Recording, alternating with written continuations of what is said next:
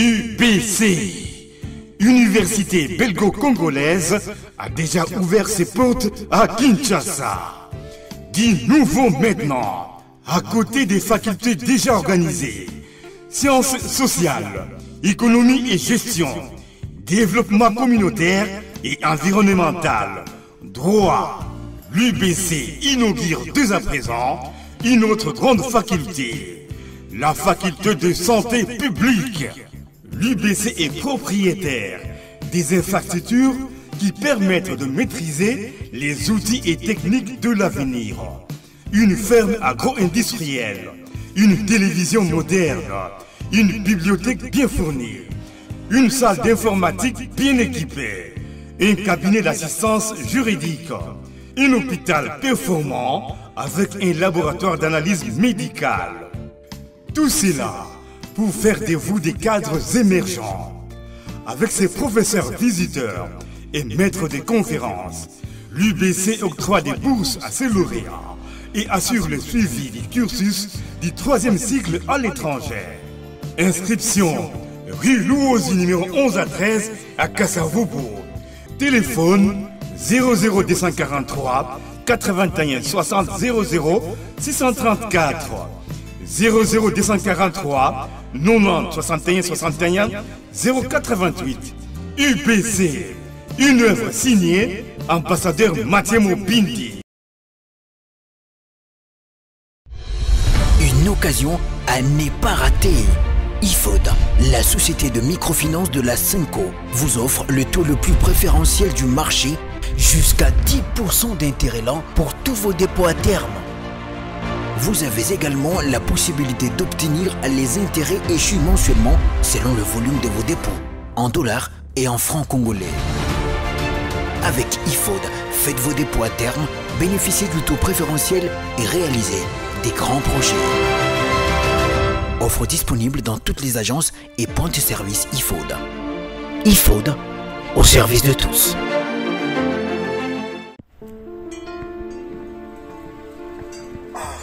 Frère, parle-moi un peu l'histoire là de devenir propriétaire avec $300 seulement en Kinshasa. C'est quoi l'histoire? C'est pas facile, ce n'est pas de micmac, ce n'est pas de la rigolade, c'est vrai. C'est des jeunes entrepreneurs, ils habitent ici. Moi j'ai tenté, je suis aujourd'hui propriétaire, je paye $300. Je dis bien $300 par mois. Il va te faire les calculs. Tu vas payer pendant un certain moment après la maison. La maison est construite en 9 mois seulement. Mais toi, tu payes 300 chaque mois à Kinshasa. Tu as une maison de 100 mètres carrés. Pendant combien d'années? Payer $300, $300. Bon, toi tu es mon frère. Toi tu es mon frère. Je ne vais pas te cacher la vérité. Oui, frérot. Je vais te donner tous les coordonnées. En tout cas, tu vas entrer en contact avec l'équipe. Mais je te dis, aujourd'hui, mes chers amis, c'est plus facile. Devenez propriétaire à Kinshasa avec $300 seulement. Tu payes chaque mois une très belle maison avec 3 chambres, 2 salles de bain. Je vous dis, les sommets. C'est bon. C'est fini.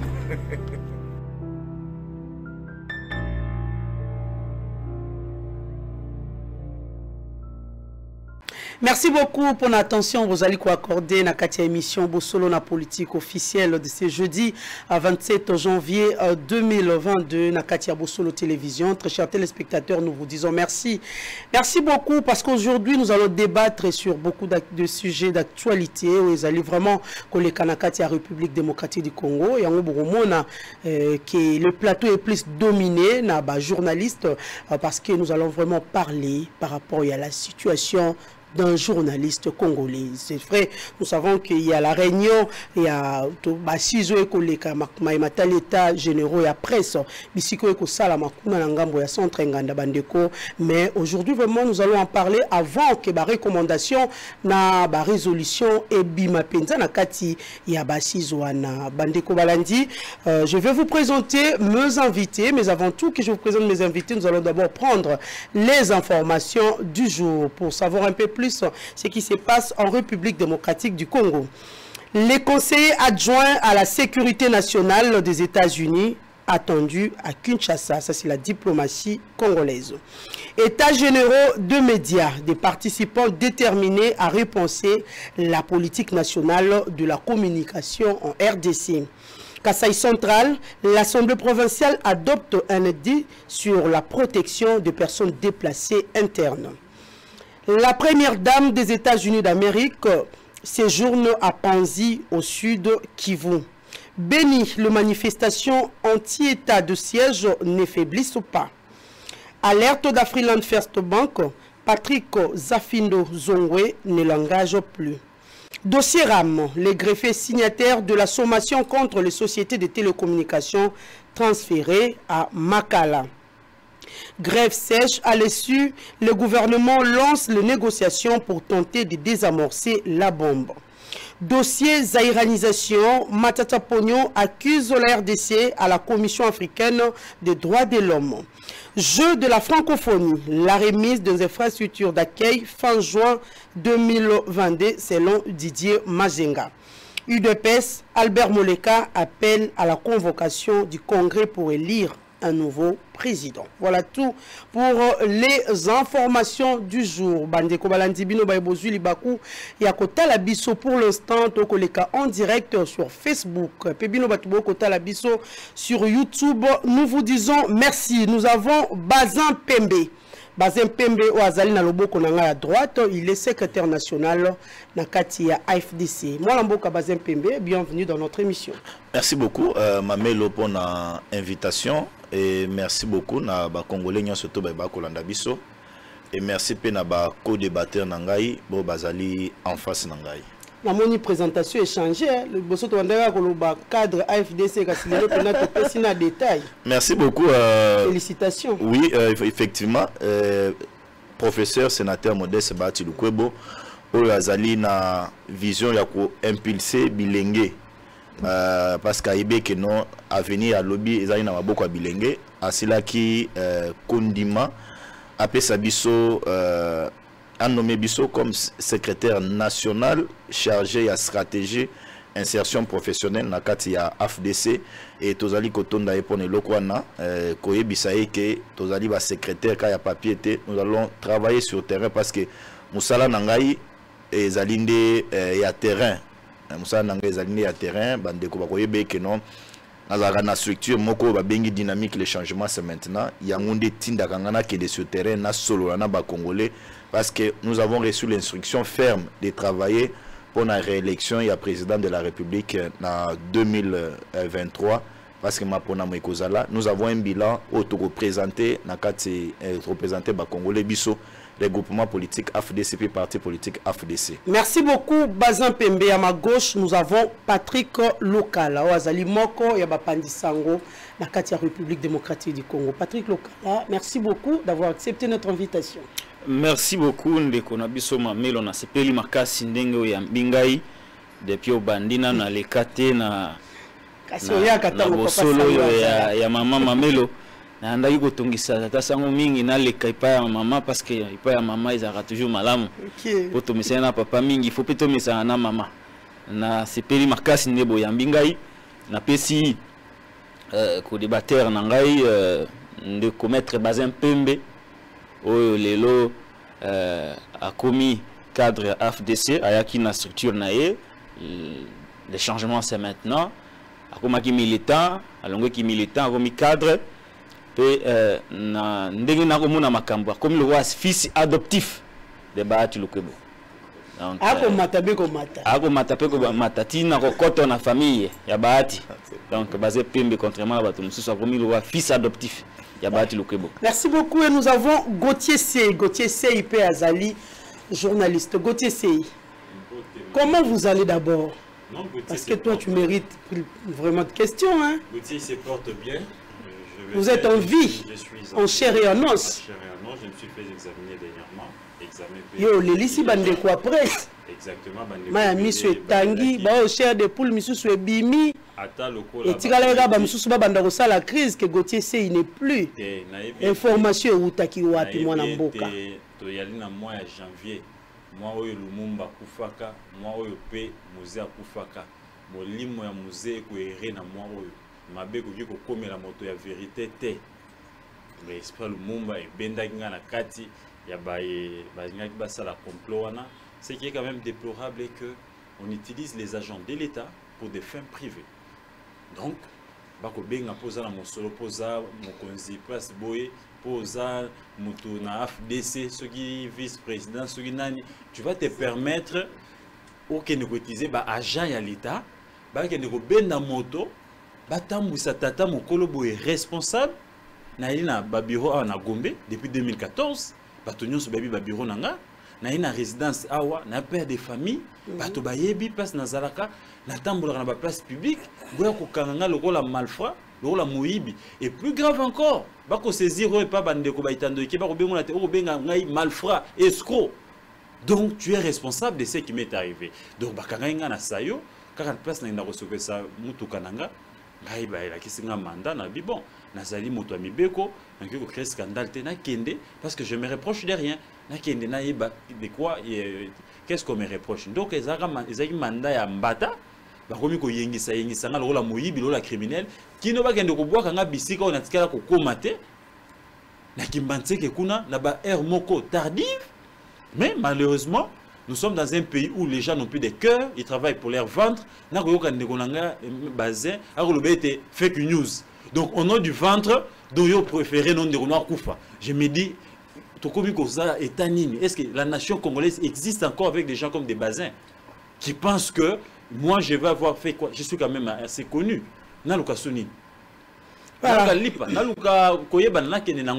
Donc je fais quand même mon travail. Netik News n'est pas d'aujourd'hui. Kassima Melo Nzamba Batelaki, Kino Bandeko local, la vice-président Bandeko Paul Corporation Belé, Bayaki Kolukanga Bisika Nazalaki, Kino Ba Mimangai, place Bandeko Sou Bandeko Zilangana, honorable Guy, honorable député Belé, se mobiliser, ba ministre, ba Mama Den na Pesimbote, ba honorable Bengele, ils se sont vraiment mobilisés, honorable Maker, moi ba Belé, en retard ba Union Soate, Bayaki Belé mobilisé, na Bimi, Nzamba Bate, mais mercredi totika qui plainte contre inconnu, na kanisi magistrat on appelle Ngonya na na moni rapidité au la dossier.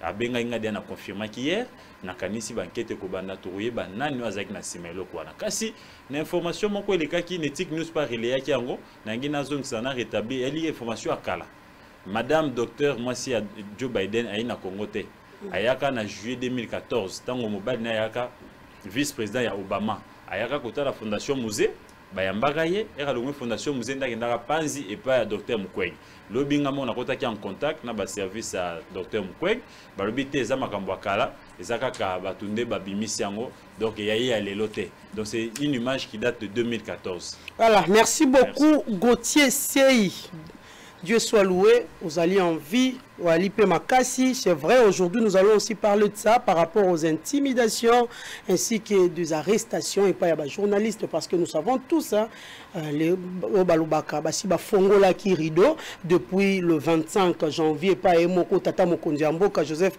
et plutôt Félix Antoine Tshisekedi Chilombo, toutes mes excuses.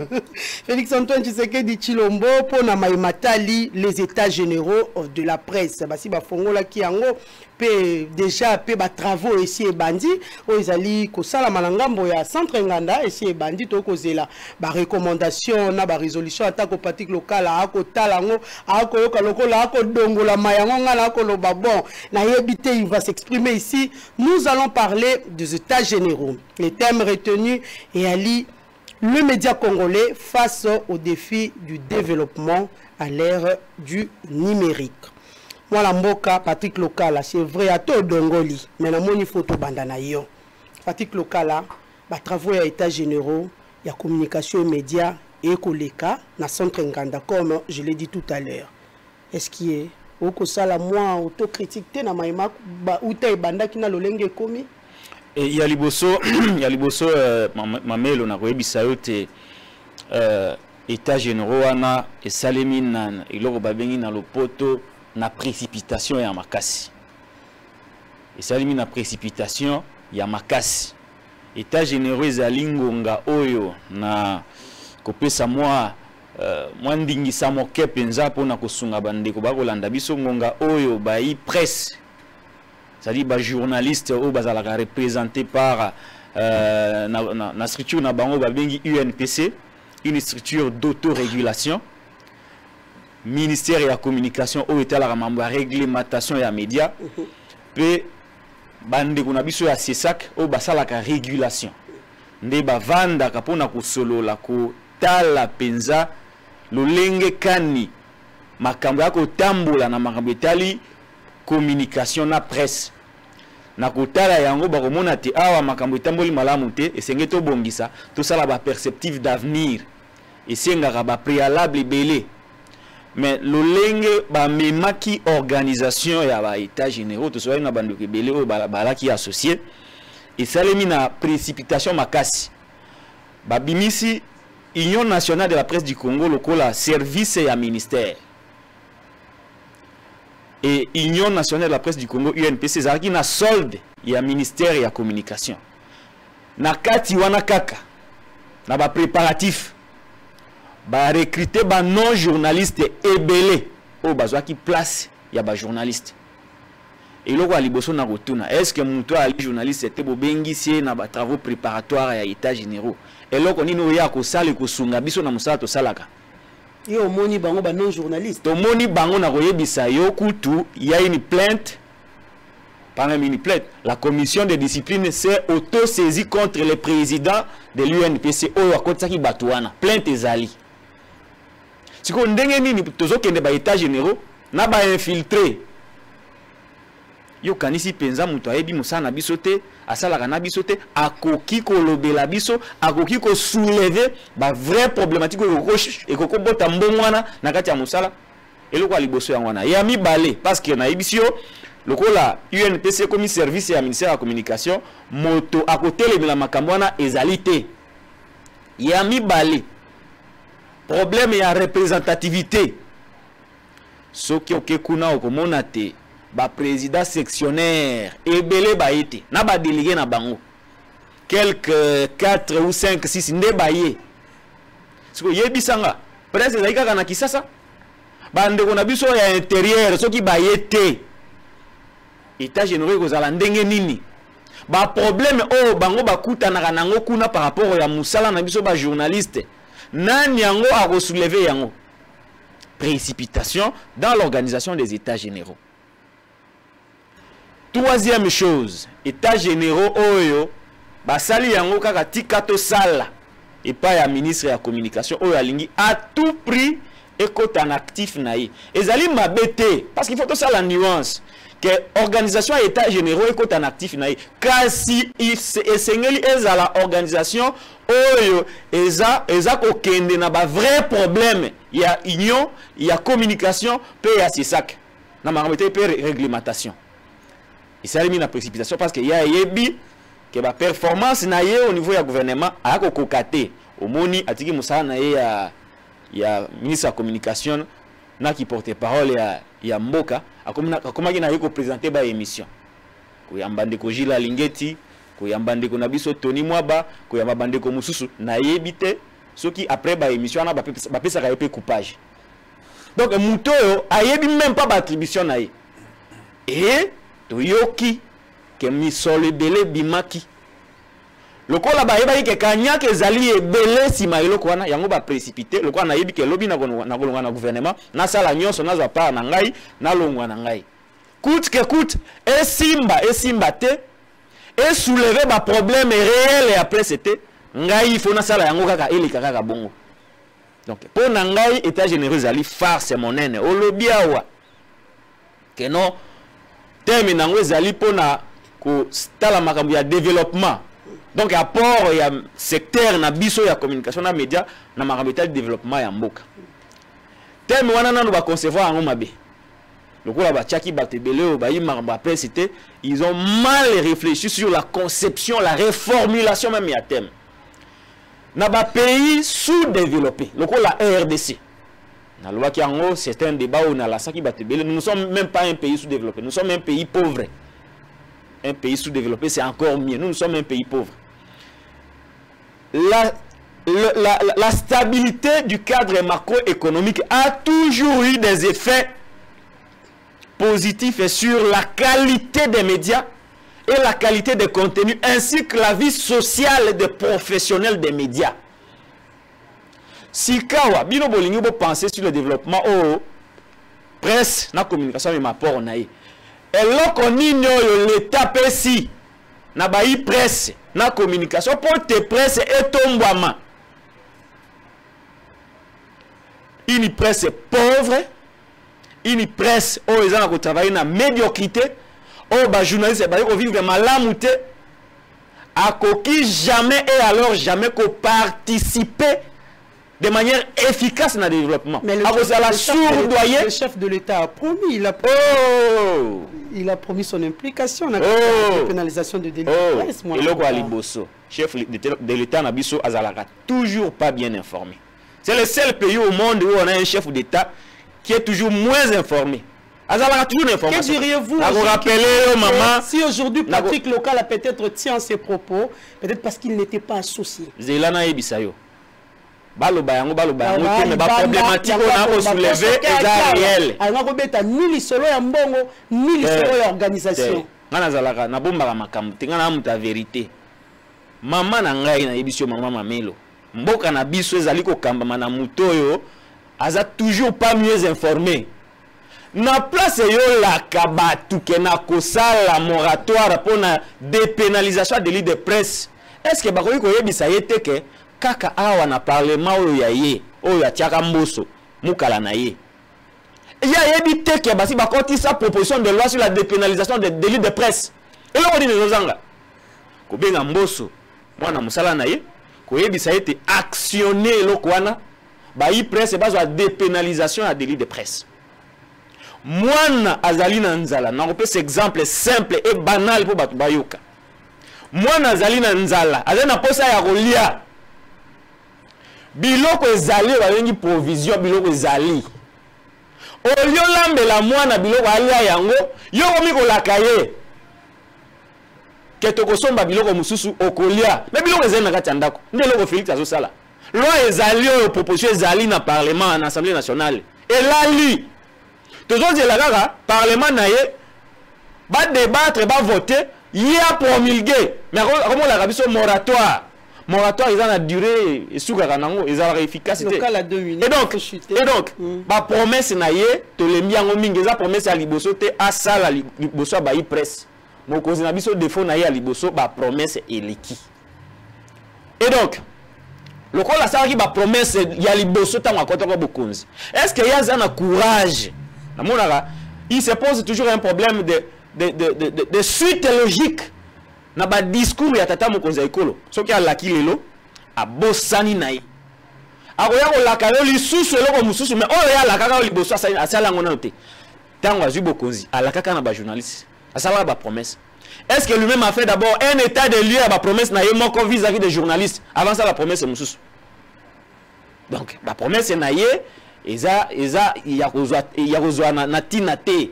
La promesse naïe toi on a posé na ngote. Tout ça na posé à que l'état na biso à s'assumer. Pour na sili sa maman Mamelo. Organisation na biso façon oyo bakomi ko traiter biso et pas baï politique na ba source d'information. Il se fait que médias au Congo et comme na ba pôle na pôle. Donc on a et comme ba pôle et belé. Au moment que Félix Tshisekedi na batonaye ba bazé pembe baza na presse na bango.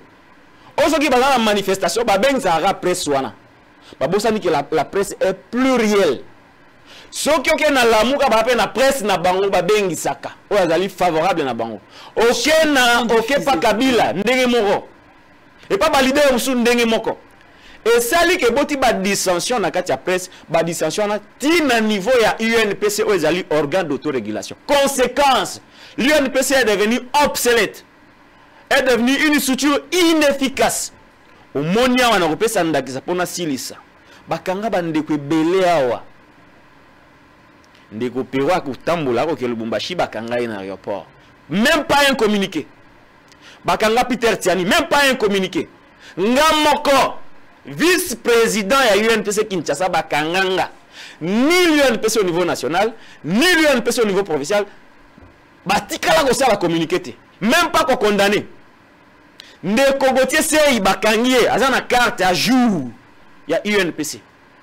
ni au niveau national, ni au niveau professionnel. Moto moko te alobi atali loba moko. Une raison de plus, si on va au sabbat état général. Bakangaka ndeko na biso patient ligodi. Ela na sisa. Bakangaka babrutaliza ndeko na biso patient ligodi. Muyaya se déplaça tia kinomu na kasongo. Muyaya za ministre moko très complexé. Bimisangai aza complexé envers ba médias entre guillemets de renom. RFI, France 24, moi mon cœur radio yabino ya batu kabila wana nde azalaka complexé. Aza complexé. Pona ye média nde yango wana. Ba journaliste nde bango wana. Mais oh mususu wana baza ba journaliste alors que ye aza l'état. Aza na secrétaire à réglementation. Siko yebisanga mama. Yo kanisi na organisation wana ya ba hypocrite. Oh ba sangani pona ko sala ba état généraux de la presse pas pour nos intérêts mais parce qu'il y a de l'argent oh bango il faut bazwa. Yo kanisi eloko moko malonga ko bima. État généraux ya presse ezali farce monene eloko moko ekobota maté. Merci beaucoup Patrick Lokala. Gauthier Seyna Rozoyo Sima to kanon mwana mboka bazin.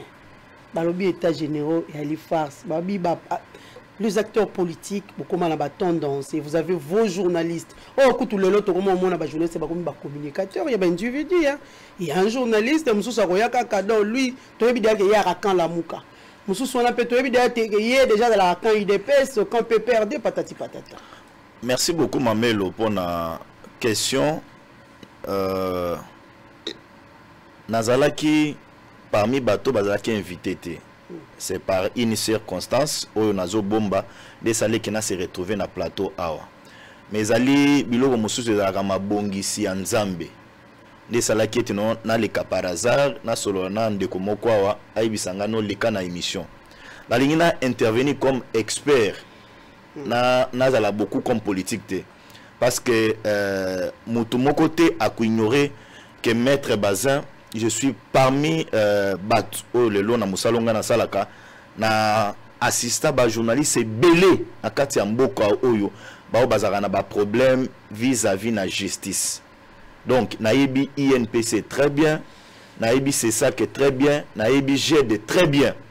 Même ba konzi ya ba structure nyonso wana tout ba yebingai. Maman Mamelo, pourquoi j'ai voulu parler comme expert? Na kati ya mboka na biso tozali na ba institution oyo et s'en charge na makambo ya ba presse. Tozali na UNPC, tozali na CESAC, tozali na GED, tozali na ba structure rebelle. Ceux qui ba kangi lelo ba journaliste, ceux ba kangi journaliste, il y a des certains ba structure mususu libanda mboka oyo intervenaka. Ba benga kanga ebele to solaka na bango. Mais boye il y a ba état généraux na République démocratique du Congo na koloba eke ezali est tombé à pic na moment moko oyo esengelaki eya. Pourquoi nazali koloba? Lelo na République démocratique du Congo, nous avons un problème d'identifier qui est journaliste, qui l'est pas. Na kati ya mboka na bino, na musala na bino bozo sala. Journaliste lelo na République démocratique du Congo a commis journaliste militant. A commis journaliste et à tendance. Maman Mamelo, Obi Ndeko Patrick Lokala, azali vice-président il y a INPC province ville de Kinshasa parce que INPC zali structure nationale, azali pe na ba structure na ba province. Mais yoka ningi azali koloba. Donc azali ningi to mutu moko ningi to benga na lopoto, c'est un frustré. Comment vous pouvez vous imaginer que Ndeko Patrick Lokala azali vice-président ya INPC? Mokonzi na ye Jean-Marie Kassamba, yende azali kolanda Jean-Marie Kassamba. Alors que ba état général azali ko salema, mais ye azali ko se retrouver awa. Na koyoka ye nenge salemi ba associé ya tate, est-ce que INPC provincial bazwa ki invitation on a pas participé wana, est-ce que Patrick Lokala yebe ke bazwa ki invitation a yebité? Est-ce que bazalaka na bureau na ba information ngana za nango bazakata na bureau te? Tu vois? Déjà, il y a presse autour dans la République démocratique du Congo. Est-ce qu'on peut qualifier d'une presse pareille de presse responsable? Bande quoi presse va comprendre ngai ba koya ko sanctionner ngai ba ya manga liso na bitando ikena bangote. Tous allez ko analyser parce que pour la situation est s'améliorer. dépénalisation ya presse na République démocratique du Congo, ce qui ne que du président de la République andimi accompagné par journaliste et que la erreur moko grave oyo akosala amekate nazo démontrer yo Patrick Lokala c'est un militant, il y a ensemble ya Moïse Katumbi Chapwe. Patrick Lokala n'est pas journaliste. Patrick Lokala azali ko ninga ba français ba lobaka, azali ko se rebiffer, donc azali ko mi bomba na étiquette ya ki journaliste. Mais c'est un militant et ensemble. Chef naye Jean-Marie Kassamba, azali a mi bomba kate. Azali kabiliste. Mais azali ko evre na sima ki journalisme. Yebisangai. Lelo yambinga yoza la Kassamba ngana za maître Bazin. O yambanga na plateau à télévision na so na critiquer Kabila o kotikata. Réponse au copé sanga sur le plan na plateau urbano ça ba mise au point. Alors que ça la parce que ça journalistes aux alliés appelés il y a aux à la neutre. Donc au Congo ba journaliste bazali muke ba Kibambi Chintwa, Chantal Kanimbo, je ne sais pas si j'ai prononcé mal son nom, bazali muke. Ceux qui n'a blingué na bando bazali muke ba tendance politique. Bazali muke bazali ba tendance politique. Les journalistes aujourd'hui congolais a une force pesanteur dans Moutunaye. Patrick Ninga Zawana qui a tiré sur Moïse, le Barobing ça une manifestation. Gauthier a causé Malobo, ceux qui a tiré le Bifayou le Robing ça a été. Katumbi a Robing ça a été. Peter Tianyo a comme Sarabango pas Moïse Katumbi a Robing la commune a une liste. Journaliste ça indépendant par rapport à ni. Indépendance c'est zalita et moto bato bongo. Oya au presse à bango dépénalisation de la presse. C'est-à-dire quoi? Journaliste est capable de faire ça. Mais les magistrats ont un dossier de journaliste. Est-ce que Oyo Kinde Patrick Lokala, c'est tu as senti de journalisme à lui? Fallait dans nos bandes peindre dans le tableau na bango. Presse et bandi nengenini. Comment Bazali ko évolue dans la ville à Kinshasa? Bazali au nombre à combien? Bango le INPC dans la ville à Kinshasa. Basala a combien de réunions? Mais après si au Tembala Moka bandi. Tu sais que non, ça c'est une question cruciale. Nous parlons des états généraux de la presse. Et ce sont les deux journalistes. Moi, je peux me dire, je suis politique, je suis avocat de ma profession, mais Nazalakana Bango. Même Yo Azali à Patrick Lokala. Plusieurs fois, j'étais avec lui dans le parquet. Bakangaka Bango, quand infraction Moko, diffamation, dénonciation calomnieuse. Il est recommandé à un journaliste que tant Wazali Kokomasengeli Azala ba réserve, il doit écrire le conditionnel. Mais bango lelo bazalaka. Na uto tanga Gauthier c'est récemment a publié article moko tant on a tangi et salinga passe. Azo confirmé biloko grave. A un point d'interrogation na ba papier na yo asala kité. Mais il n'est pas recommandé à la presse comme ça. Ils allaient recommander à la presse bon côté. Donc, ce qui est président de la République a s'azardé n'est pas état généreux zoliko salema à côté si bango na oyo bango bazali ko confondre liberté comme libertinage wana mama et vous allez rire moko grave to bando vivre un scandale dans la télévision. La presse congolaise n'est pas encore na niveau ya maturité ya base à la dépénaliser. Non. Quand le ko na yo bisa lelo ba komina na niveau wana te. Nous avons encore des militants. En général, ce n'est pas tout le monde qui est militant. Il y a certains. Parce qu'il y a certains, il faut qu'on reconnaisse que Moussala na bango. Azosala lelo Moussala dans la transparence. Na boyo cité ba kombo parce que li Césali Moulaye. Mandiko ba excusez, on va pas surtout analyser. Aujourd'hui, les journalistes congolais ont compris que pour avoir un 5 000 $ du coup, au cas où on a papier na yo zo salaté. La rédaction, il faut être proche d'un acteur politique. Il faut participer dans une manifestation. Il y a un acteur politique. Là, vous avez 5 000 $ du coup. D'une part, la responsabilité qu'on n'a pas d'acteur politique. Hein. Mais un acteur politique, moi je suis un acteur politique, j'ai besoin de la visibilité. Lorsque dans la manifestation, j'ai besoin de la presse. La presse doit m'accompagner. Mais Sengeli journaliste a dit que non, information. Je dois traiter l'information, je dois avoir le fait, je dois diffuser ma fait. Mais ce n'est plus le le cas. Comment la moins fanatisme, vous choisissez, Patrick l'a dit tout à l'heure. Mais on choisit. Moi, je suis il y a chaîne de télévision, il y a journaliste, c'est un peu ça. Maman Mamelo, on choisit. Infiltré ou comment? On choisit sur base de quoi? Vous sentez en insécurité ou quoi? Insécurité, on choisit sur base de quoi? Moi, je sais que Patrick Local, là, c'est un katumbiste. Gauthier, c'est un katumbiste, un fayouliste. Mais moi, je suis du pouvoir. Mais dans une hésitation, dans une manifestation, alors que les choses. parce que à cause de l'obligé d'envoyer à la caméra, à cause de la parti politique, à Makolo, Ngulu, à Sapatote, il y a cause de moi, il est mawana bouale, à Salilango papier, tolé. Dans la manifestation, il y a une façon de considérer les militants.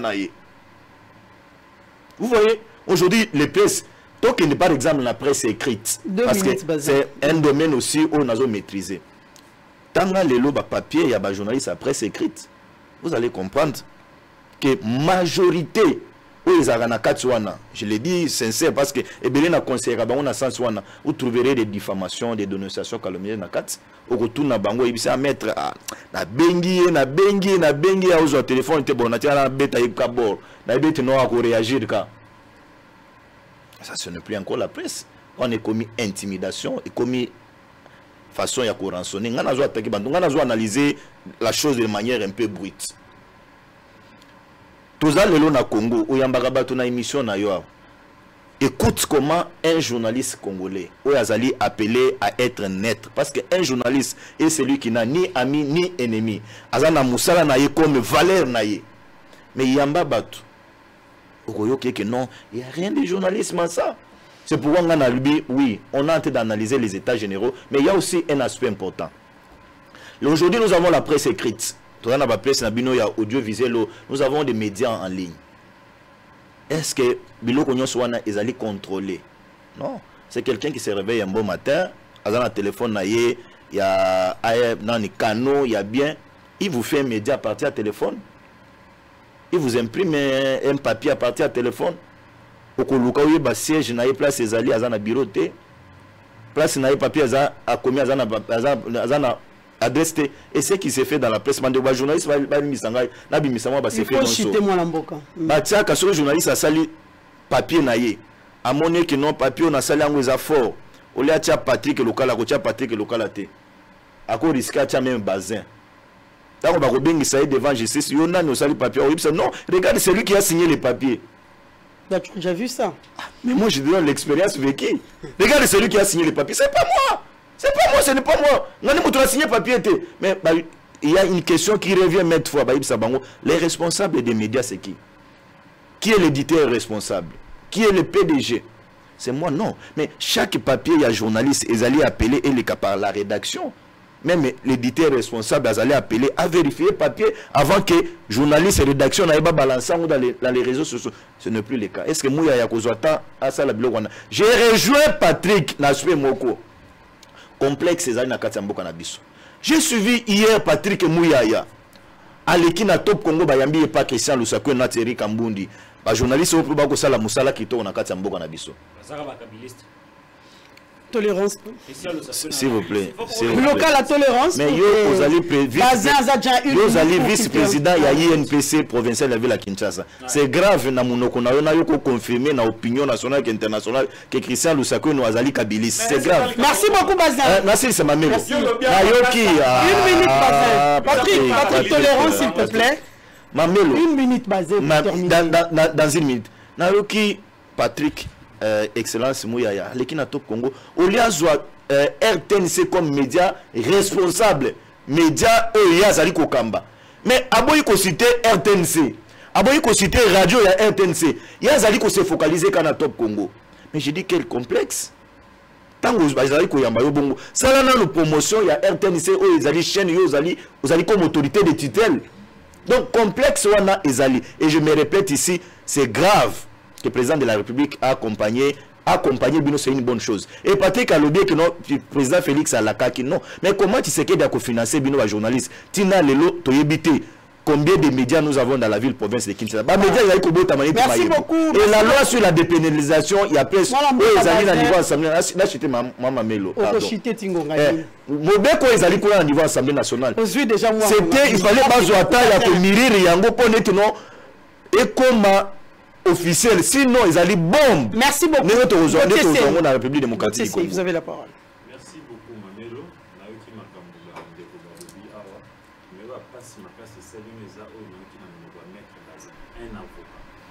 Ba secret ya ba client na ye.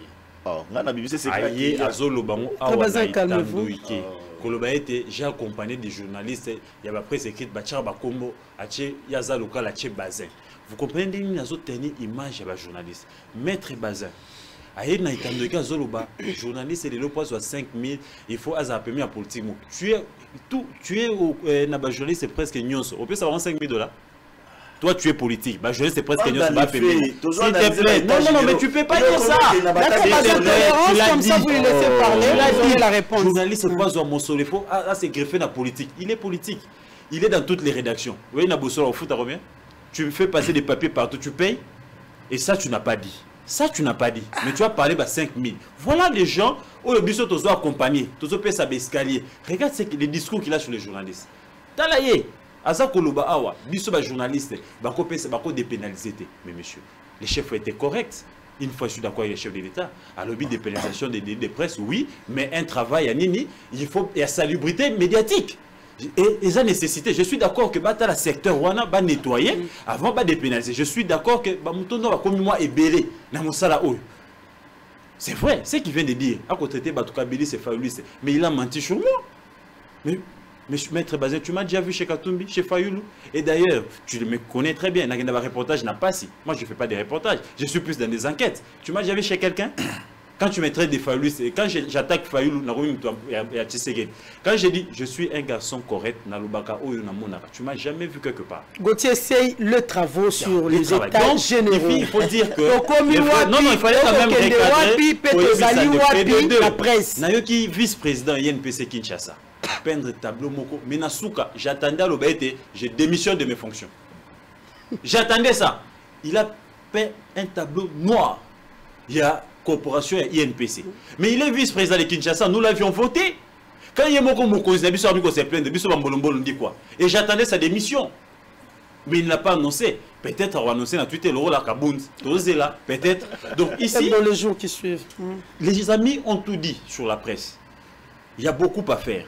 Mais seulement, l'État généraux, je dirais aussi, le rôle à vice-président, c'est un peu fait à la va-vite. Mais avant, Maître Bazar Kossi opinion. Maître Bazar, le journaliste, c'est comme un conditionnel. Natangi papier de Goboutier, qui vous a dit ça que je ne sais pas comme conditionnel? C'est écrit où? Journaliste, c'est un montre le rôle à you. Professionnel, ça ressemblait à fait. Information à traiter, un reportage à tirer la place publique. S'il a des éléments de conviction, pourquoi ne pas affirmer?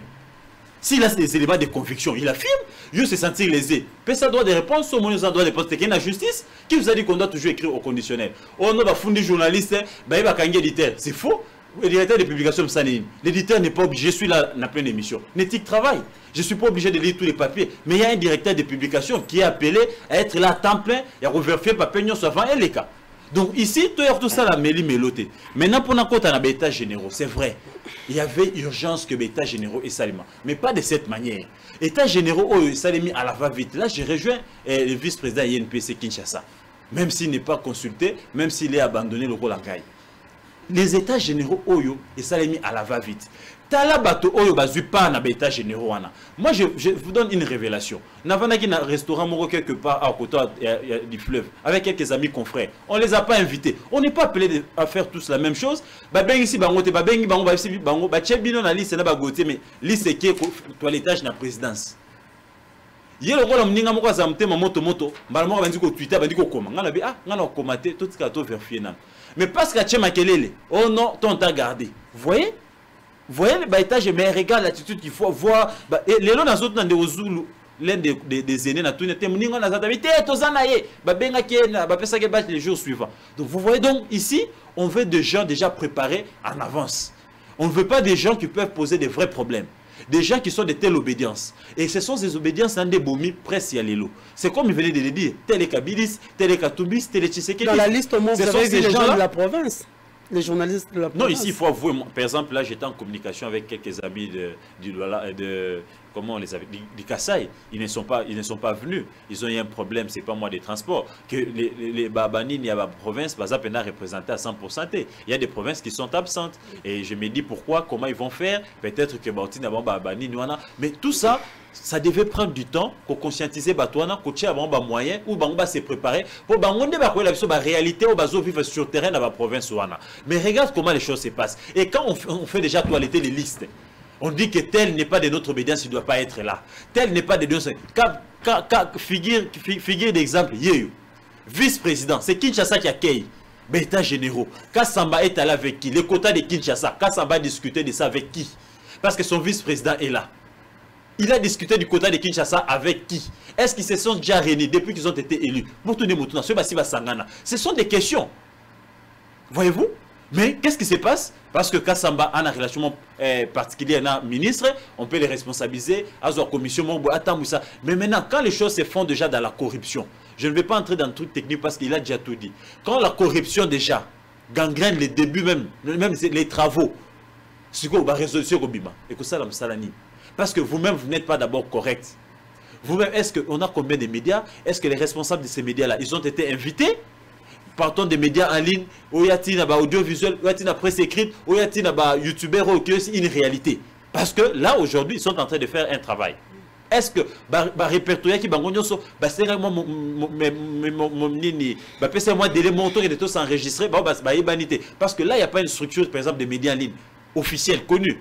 La République n'a pas de serveurs. Tous ici nous sommes hébergés tantôt à Londres, les autres au Canada. Personne ne sait contrôler qu'est-ce qui se passe.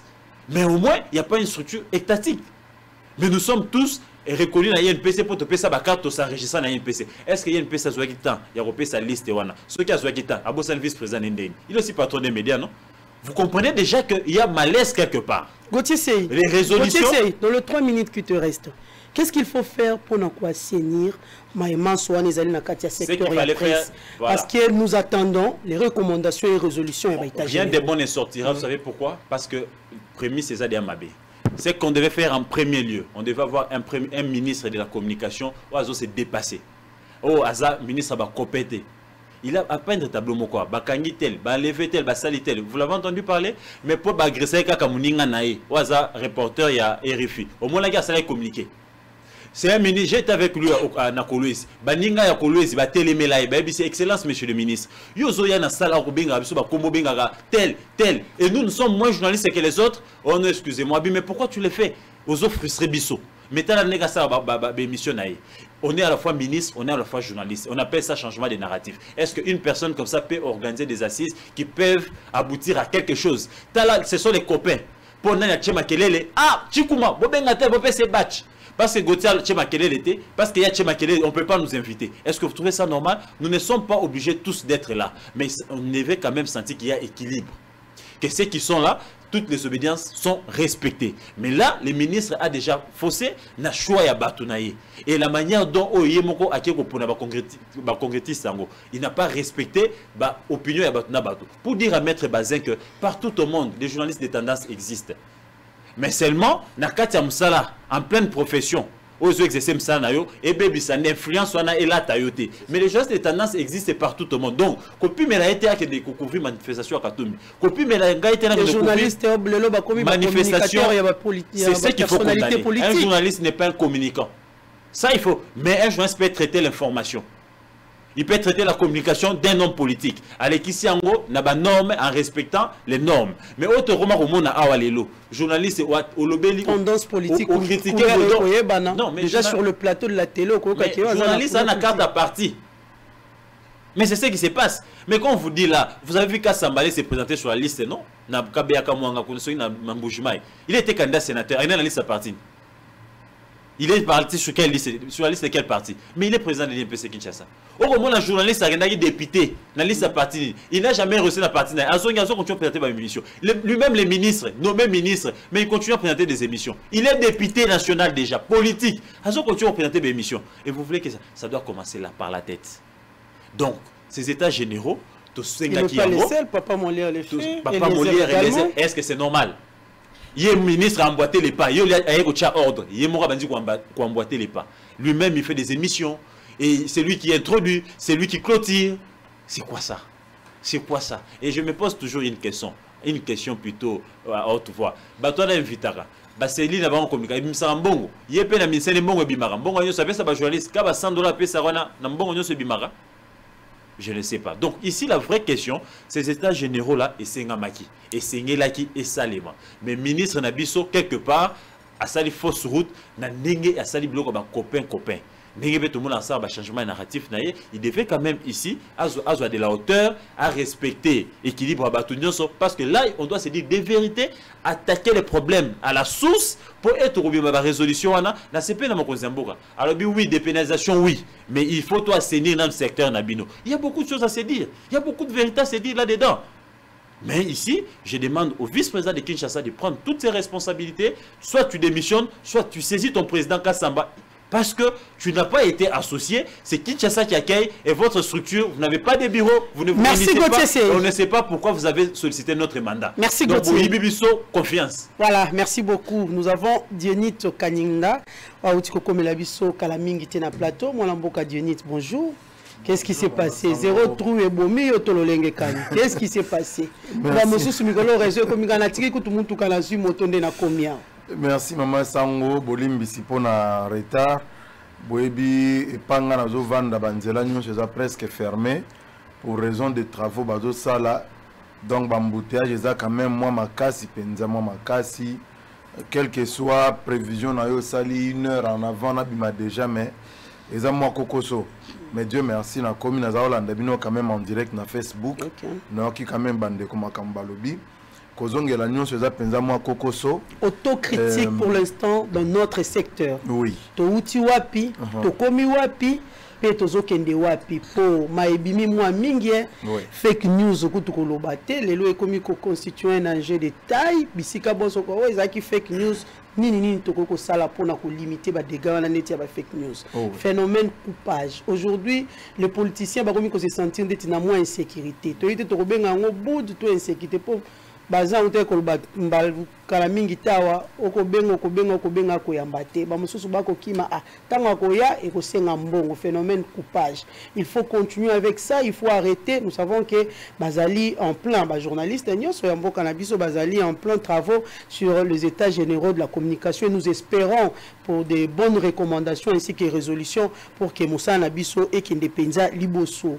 Les journalistes aujourd'hui sont devenus communicateurs des personnalités politiques. Nyonso wana ya lipenza maema ko sala moi pasi na maema to ko sala coupage en to benga lelo comme corruption to ezali kaka droit légal na biso to peut-être que ba chef ya ba média ba lobby subvention et ité mwana mboka Dionit malobezali ayo. Merci mingi maman. Il a biso to côté na musala ya presse. On a la presse en 1997. Nous avons trouvé des aînés oyo bautaki na monde moko ya contexte ya monopartisme babandaki presse na contexte wana ya monopartisme, c'est-à-dire boyebi makamba opposition te. Donc boyebi je sais même pas si un jour l'un d'eux avait déjà rédigé un papier sur l'opposition. A commis papier pour nous repérer cette information à l'opposition. Je ne sais pas. Nous débattons qui dans la profession. Mais c'est en ce moment-là que venait Mouzé Laurent Désiré Kabila. À côté, changement, il fallait que Salama, RTNC, il a eu du mal, il y a côté dans la mouvance, mais finalement, il y a s'engager que Bato Bazalagi Penza pro Mobutu oyo tongo midi pourquoi donc reportage de ça là il faut comment Mobutu ezala na kati il faut quelque part okumisa Mobutu il fallait qu'il va s'adapter dans mon konza sikaye Laurent Désiré Kabila et ainsi de suite. Nous avons cette génération là ya batuana o lelo to ekokutana na baninga mususu babotami sous Joseph Kabila. Ils n'ont pas connu l'époque Mobutu, ils n'ont pas connu l'époque Mouzé. ba connaître qu'à l'époque il y a Kabila na ba réalité nango avec ba politiciens à l'époque nango où il fallait qu'il lutter contre bato yo bazali ko s'opposer na Kabila, c'est-à-dire ba Mobutu ba kota ki na masolo to batikala ki libanda, fallait ko accompagner bango et tout ça. Ba clivage bandi déjà ko sala à partir ya moment wana. Donc ba journaliste ba vivant époque à Mobutu, ba zota la ba sous l'époque ya musée ba zota mais ba oyo eloko ni bango ba yebi. Ba wana pe ba zota ba bino boza mi yibi, boyiba kana Mobutu boliaki na Mobutu. Et l'ongwana to komi sous Kabila, ba yesima ya Kabila. Bazota là-bas, il y a époque, nous sommes comme Yibi, comme étranger. Ainsi de suite, trop de clivage dans Katina Bisso. Il fallait quand même des états généraux et Salama. Mais, l'air de commune année, il y a 2 ans passés ou 1 année passée, il fallait qu'ils organisent des états généraux. Les états généraux, il y a un problème, il y a financement. Moutaropé Sambongo Azate. À l'époque, nous avons un président Jean-Boukar Kassonga Chilunde à Tamboliti à Zumbongote. Nous nous retrouvons en face de la première dame, Maman Denise Nyakero. Tu as dit sur Nabiso Makamboumoussous, tu as sur Nabiso divers Nabiso. Mais je vais poser, c'est votre humble serviteur qui va poser le problème. Il y a congrès à UNPC. On a posé le problème, mais pas à la première dame. Je me suis fait compléter par mon ami Joël Kadé. La première dame va accepter, il y a quoi accompagner Bisso. Wana président Kassonga Chulunda ayebi koute le côté. Ayebi koute le côté. La première dame va nous demander d'amener la proposition ou la demande de manière formelle. Tobimi na masolo na Bisso Maman Denise na kei nandeko Bosembe nandeko Kade toke tomoni président Kassonga. Voilà, nous avons obtenu l'accord, il y a première dame pour financer le congrès Nabiso. Mais première dame, Andima qui on a passé. Andima n'a pas, pourquoi elle nous disait, n'est pas comme les journalistes. Et non, le bana, quand on a financé, bon, comment on tirer sur une gaï, et comment on a comme cible, et attaque les journalistes, nous avons plaidé jusqu'à convaincre. Et comme il y a un niveau, il y a cabinet, à première dame, est bloqué. Les journalistes étaient. Nous avons convaincu Bango, Toebisi Bango, Bokota, il n'y a pas d'inconvénient. Parce que le congrès ça a été financé par Matata Pogno. Donc, Bobanga Teboya, Maman, Baye, on a organisé le congrès Neboy. Pendant que Tobandi organisation à congrès, Bitumbe Bimi, congrès Salamate, tout ça en a nos états généraux de la presse. Ministre Jolino Makelele a commis un conseil à ministre à 5 budget à 680 000 $. Les recommandés biso na matoi biso budget à congrès des qui à peu près 100 et quelques mille. Mais qu'est-ce qui se passe? Nzoka Simaya ministre Jolino Makelele a sangisi ba journaliste ya Kalawana. Ba journaliste ya époque ya Mobutu, époque ya Kalawana nyoza sangisi bango ache bango simanaye.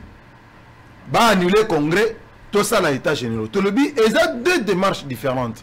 Biso na niveau ya congrès, ils ont organisation na biso ba journaliste, to pona ba konzi ya sika, to kota na mandat ya sika, to na perspective ya sika, avant to yeba to kokene na état général ndenge nini. Parce que le vrai problème, ce n'est pas vraiment les maisons de presse. Le vrai problème, c'est l'homme des médias, le journaliste congolais. C'est là le vrai problème.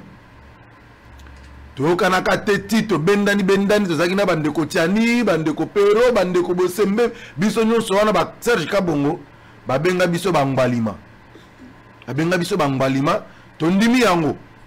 Tondimi to biso bangbalima, mais biso l'automne mon biso makambo ya état généraux ezate avant congrès. Photo ça na nous congrès et puis ce qui est état généraux pas avec ba vieux wana autozoma déjà bossa likopana bino parce que likopana les contre ba journalistes. Nous avons obtenu gain de cause. Na épargné bino masolo nyonso ndenge le kaka na kati ba complot nyonso ndenge le kaka. Bon finalement, toye ko sala congrès na biso. Mais makambo ya état généraux batia ngona mpembe. Lelo yondeko Patrick Mouyaya. A telemisi masolo ya congrès. Je suis bien d'accord, il était temps, il y a état généraux. Il était temps vraiment que état généraux et salama. Et si je ne dis pas parce que nous allons faire partie à ma participante. C'est tout à fait normal. à Kinshasa, à l'époque, il y a le président Kassonga Tshilunde, on était autour de 3500 journalistes. Est-ce qu'on doit convoquer les États généraux avec 3500 journalistes? Je dis non. Donc, ils ont un bateau barokota, ils ont un bateau barotika la Libanda. Bisoto Tikali Libanda.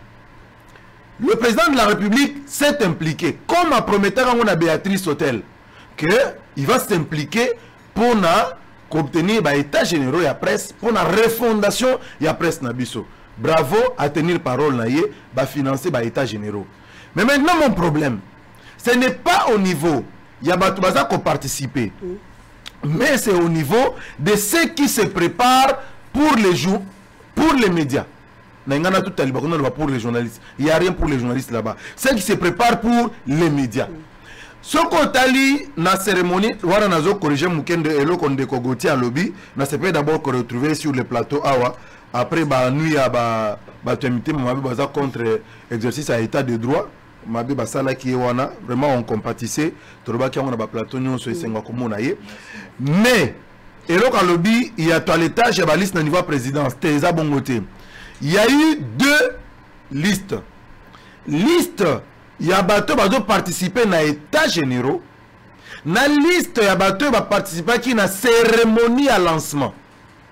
Parce que cérémonie à lancement, et c'est le président de la République Azali, c'est le protocole d'État qui prend de l'avant la sécurité pour gérer l'entrée. Dans la liste Owana, président c'est ça qui bola qui sabiso liste ya ba invité na bino na cérémonie ou ça na centre Ngandate et ça na hôtel du fleuve. Nde liste on est qui na présidence ba toilette yango et puis ba pesa ba badge il y a protocole d'état ya présidence de la République. Nde o salamaki nde liste oyo qui ndaki présidence. Voilà, merci. Voilà. Merci. Donc mes listes il y a état généraux et salami la cabinet ya ndeko ministre na bato ya la commission ndenge basali yango wana. Alors maintenant l'air ndeko Mouyaya a lancé ba état généraux. Ce qu'on a dit discours na lancement ya cérémonie na lancement ya travaux et pas président de la République. On a dit discours ya ndeko Nabiso confrère aujourd'hui député Eric Chikuma. On a dit discours ya ndeko Patrick Mouyaya. Bango mi balé wana parce que le discours du président de la République est loko la réponse na maloba o ya bango mi balé wana balobi. Discours wana nulle part, j'ai le discours ya ndeko Mouyaya awa. Nulle part on met un accent sur la situation du journaliste. Les conditions de vie du journaliste, nulle part. Mais on met plutôt l'accent sur les médias, les maisons de presse. Et ça me ramène dans l'histoire. Dans les Kambouya Rascom. Oyo mbongo ebima pona ba médias. Mbongo wana e kabolama entre ba patron ya ba médias. Vous en savez un peu plus avec Ndeko Fela Dilouye. Michel. Na tous les restes, boyebi nene ba bundaka. Boyebi masolo ndenge le kaka. Et comme kama Kambouya ba patron ya ba médias ne ba se retrouver na ba mbongo wana. Ba lia ba vanda. Biso ba journaliste total ngona musika. Tozo pe pa mbongo wana. C'est pour dire qu'aujourd'hui, si on veut vraiment résoudre la question des médias, dans un contexte, il y a peuple d'abord. Il faut battre la yango dans le sens, il y a l'homme journaliste, le peuple journaliste. Quelle est sa part dans ce qui se fait là-bas? Sinon, on n'aura pas induit le président de la République en erreur parce que Tali était, mais Tali est quelque part parce qu'il est le garant de la nation. Donc, on profiter, c'est vrai. Dans l'entreprise de médias. Mais dites-moi, ce qui est l'entreprise de médias est tombé entre les mains d'un patron de médias ou les bourreaux et les journalistes. Ou il y a des places, il y a journalistes. Ou il y a des places, il y a journalistes. Ou il y a des valoriser journalistes. Journaliste, à comment on a à comment on a yangote. Nesika na zolo bake, tout ça la keba. Tout tirer sonnette d'alarme pour que Bandeko Bazakuna, au-delà de tout ce qu'ils vont faire pour les médias, pour la communication, déjà qu'on nous a détourné notre démarche, et ça qui est état généraux de la presse, on va annexer la communication. Or, vous savez que là où il y a là, on parle de communication, la presse est engloutie. Donc ici, il y a des bases oyo. Ngai personnellement, de par mon expérience, Nazobanga quelque part. Voilà. Je voudrais que le 29, nous nous retrouvions ici pour évaluer ce qui a été décidé. Oui, merci beaucoup. Nous attendons les recommandations et résolutions après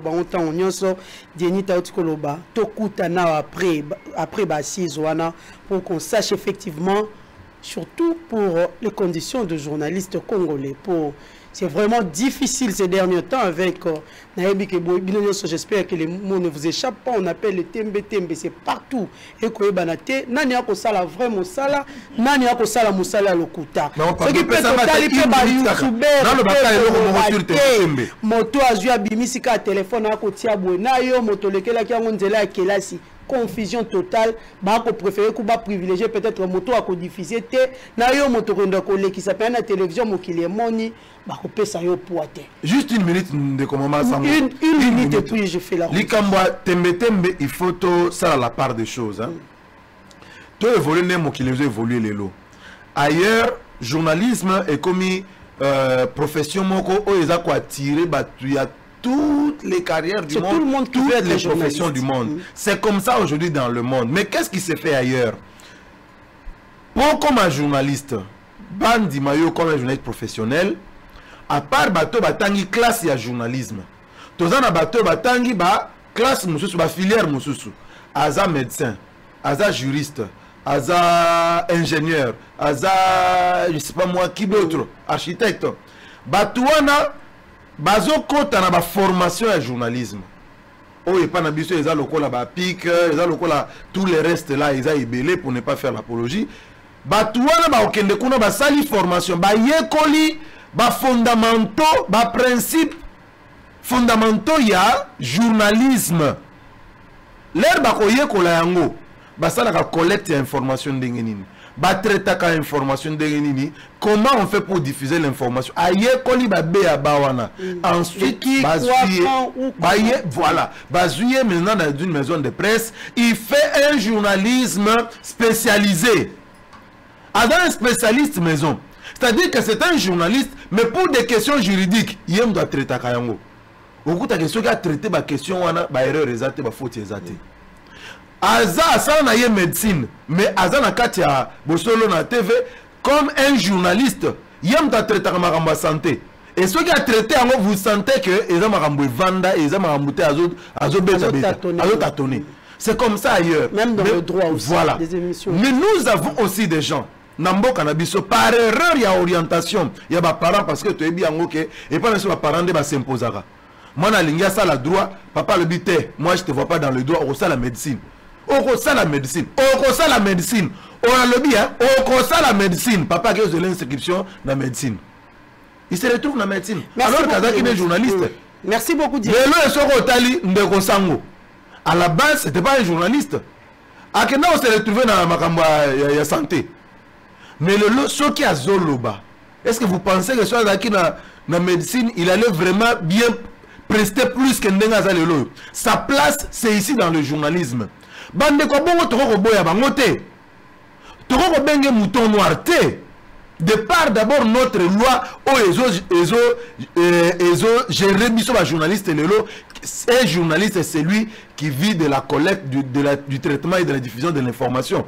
Bande ko na basali ba preuve na bango na musala toko boya la bangote. Mais il y a des gens oyo baza ni na qualification, ni na talent, ni na compétence. Il y a aussi la Moussalo, ils vont commettre des erreurs tous les jours qui passent. Mais ils sont là. Ce sont ces gens-là, les photos Tchaliban. Merci beaucoup, Dienit. Patrick Lokala, Nazongue Painayo, nous allons prendre notre volet. Nous allons parler de 3 ans du chef de l'État.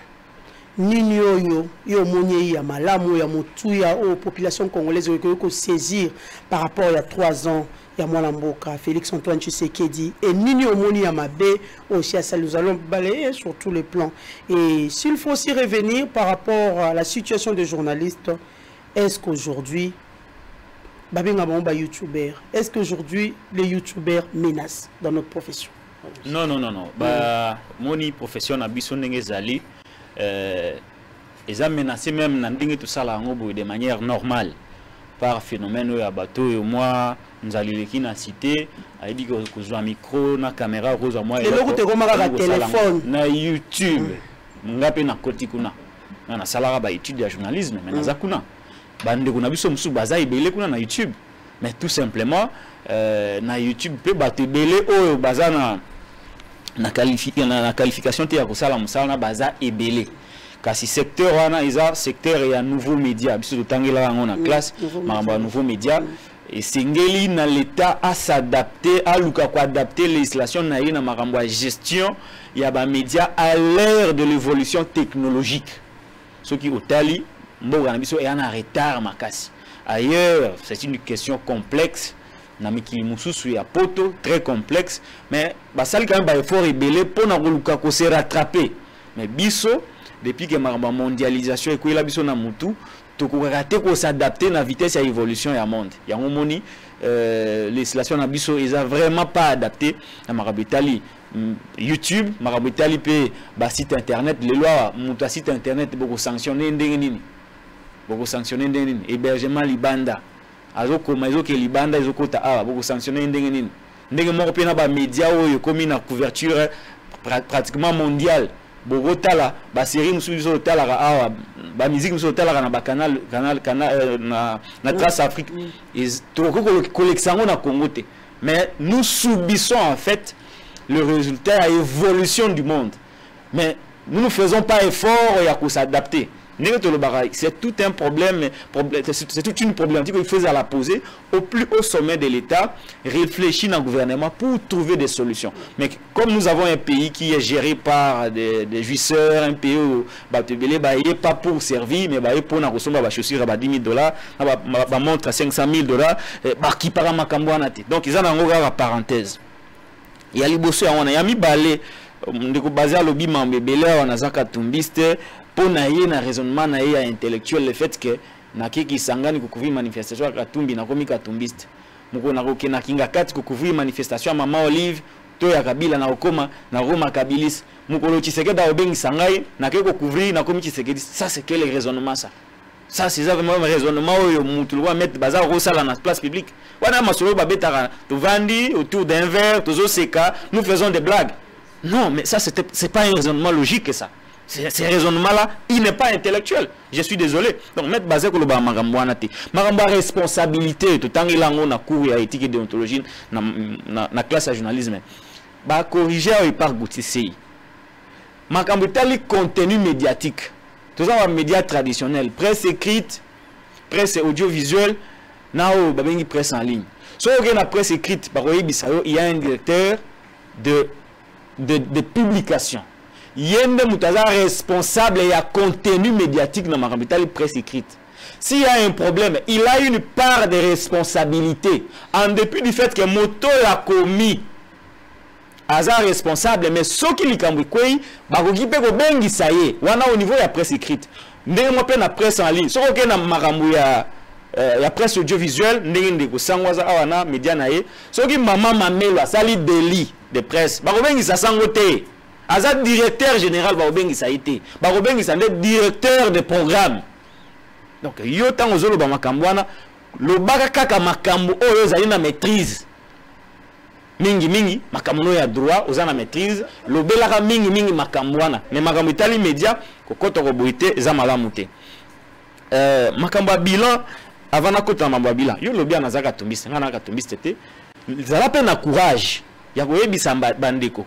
Ndeko lobaki Kasamba, Jean-Marie Kasamba zaka biliste, zala pe na courage ya koyebisa bato bayeba.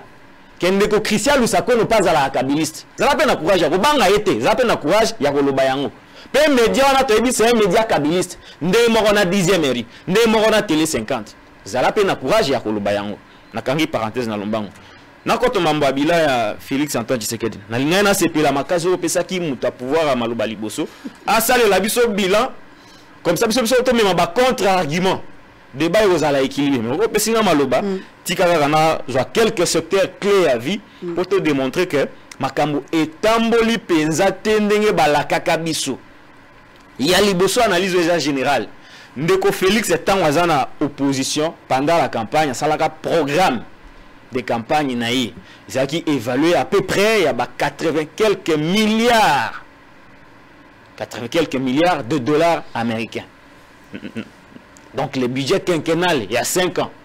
Lelo a évalué ça liboso to bandango wana na ba pilier o ya salara na kati ya programme naïe parce que à présenter que Baba Congolais nous supposons qu'Azala qui est élu ba Congolais appelle ça qui est confiance et que maintenant Esengela qui y a appliqué Makambo à la kaki ba Congolais le contrat o ya signé qui n'a pas il fallait appliquer yango ce qui tozui mamas mamelo 3 ans après son accession à pouvoir le budget global est à Kenanaye il y a plus de 80 quelques milliards année à Liboso moins de 10 milliards année à Mibale moins de 10 milliards année à Misato moins de 10 milliards Nyon Sali dans globalement moins de 20 milliards. Mais c'est déjà 3 ans. Est-ce qu'Akouzana Makoki a atteindre les 50% du budget promis pendant la campagne? Est-ce qu'Akouzana Makoki a atteindre les 50% des promesses tenues pendant la campagne? Pour Nabiso, après évaluation à 3 ans, il est en deçà de 20%. Ce qui fait que globalement, Félix est en train d'échouer. Ça, c'est l'analyse générale de la situation. Partant, na biloko ya la kakabiso na contrat social par rapport au programme naïe. Donc, on a quelques volets au yebi. On a par exemple le volet économique. Banda qui bokonzo ye koti na pouvoir. Réforme nini oyo basali na secteur ya économie pour relancer l'économie congolaise. Réforme nini. Par exemple, Makamutali cadre macroéconomique. Par exemple, Makamutali inflation. Inflation zali augmentation générale générale et généralisée de prix. Ba prix exact ko évoluer kaka. Na ndenge ya mabe. Récemment ici to belaki carburant, ceux qui to bengi niko fa ya na matembele, ba prix mati, ba biloko sur mati. Ce qui fait que ceux qui to sur ce plan il y a inflation. Makambo et Tamboli Malamute, le bilan est négatif. Comment le Congo de Félix a défini l'économie congolaise? Économie Nabiso et Kozala Lolenge Nini dans 5 ans. Quelles sont les perspectives économiques on va poser, jalons économiques on posamé pour que tout le monde d'un pays pauvre à un pays sous-développé, pays émergent et pays développé. Économie Nabiso et Kozala Nini. Toujours naviguer à vide.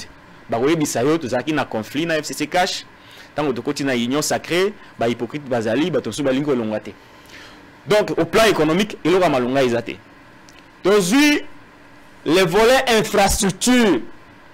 Il y a 3 actions phares au bakongolais bakangi na ko répéter yango na lobi yango mingi na batele. Banda baye na pouvoir oyo. 0 km de route oyo tongama. 0. Batongi même pas kilomètre moko ya nzela. Ba reconstruire banzela te na lobi bien reconstruction et loko basali réhabilitation ko bamba quelques banzela à travers ba programme phare to yebi programme aliboso programme 100 jours ba bamba banzela wa zokande programme ngo zaki programme ya moyibi mbongo nango ba yiba ba miyibi wana ba bimisa bango ba pesa bango ba passeport diplomatique na mbongo à l'état bakenda poto na budget o l'état pesa bango baki ko se soigner muto ayibi na ye obimisie bopesi passeport diplomatique na jet ta ko se soigner mais moyibi ba bambi nzela mais so de ba bambi banzela makambo aso de muto to lobaki boye so de muto ezali solution te pona makambo ya ba embouteillage pe na mambo nzela na Kisasa eloko liboso zela tambula zwa caméra ya bosolo tambula na aire de pointe ici ka baso de muto ezali okuta ba embouteillage. Ce qui veut dire que le saut de mouton n'a pas résolu le problème. Et c'est là qui n'a bango basala eloko babengi les routes secondaires. Mboka o babengi Kisasa. Et là mboka o basala pour habiter à peu près 3 à 4 millions d'habitants. Les autres communes à 12 millions. Besoins sociaux et matina bas peignos principalement Mambetali Nzela. Qui bo konzo ezali na mayele balien ba procéder par construire ba route secondaire, reconstruire ba route secondaire, ko réhabiliter ba nzela wana ya mikemi ko esunga pona ko soulager ndeso de mutenga ya solution ya souka pour pallier na makambo etali bambouteillage. Ajouter à cela la réglementation et la régulation à Banzila à travers la formation de la police et de circulation routière. Et là, on est salemi. Chile, j'ai le deuxième programme ya Moïbi. Bango mo baké ko dénoncer na kasa ke baibi musolo. Kinshasa zéro trou. Et là, on est salemi. Donc, au plan infrastructure, na makabitali Banzila eza échec total. Tozu volet sécuritaire. Sala na moi lomba. Na lomba ngo mama. Lomba mama. Toloba ki na yeboye. Que yo tangoye a olingi ko décréter état de siège. Avez-vous déjà épuisé tout le moyen que l'État met à votre disposition pour venir à bout de l'ennemi? Moyen à liboso armée na biso. Na kati armée to na bambila o ba ali ba patriote soki ba telemi mokile ko banga. Et c'est là qui na ye ko assainir armée, ko bongisa yango, ko bakisa motivation. Ko luka ba équipement ata ko na embargo ko luka ko lever embargo wana parce que tout un problème d'agression ndenge ni to ko faire face na ennemi soki minduki to somba raté ko lever embargo wana diplomatie ngake ça la diplomatie agissante exacté. Deuxième aspect ko activer la diplomatie congolaise. Diplomatie na biso ezala na approche nini? Quelle est l'approche diplomatique ya mboka na biso ezali clairement établie pour la question de l'Est par rapport à l'insécurité. Et le volet communication. La présence à le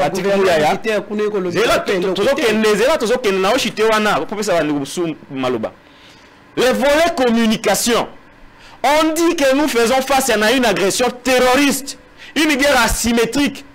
Comment Mbokanabiso a sali pour concevoir une communication stratégique adaptée dans la situation à l'Est? Nous avons ça. État généraux ma sécurité à concevoir un plan de communication. Le logo coûte à RTNC au Basalara plagiat le Basala moté. Donc l'État n'a pas une communication adaptée.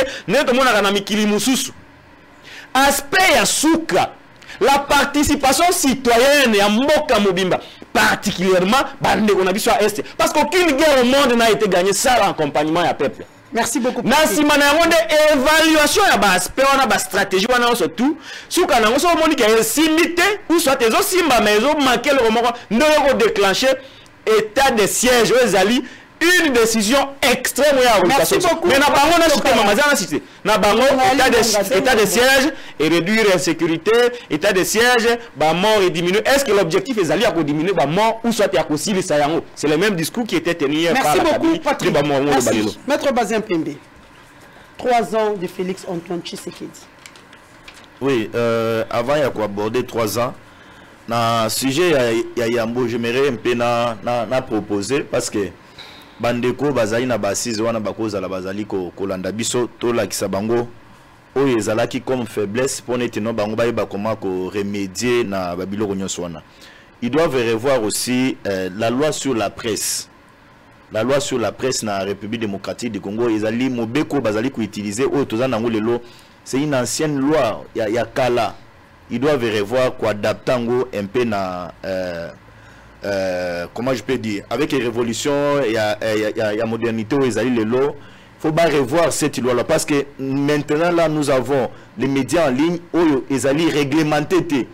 Donc les lois, un journaliste où ils allaient les médias en ligne, ceux qui ont commettre une infraction en rapport avec le journalisme, mais ils ont des difficultés à comment colandelayer. Ils doivent revoir aussi sur cet aspect-là. Et puis, na kosenga pe na bango ba revoir et puis éthique et déontologie ya ba journaliste. C'est un problème. La majorité bazali lelo ba journaliste, mais ce que tuniye 2 3 4 articles où ils allaient concernant éthique et déontologie na bango ba yebité. Pour tout ça l'état wa bande ko na biso ba na YouTube, ils se considèrent comme des journalistes.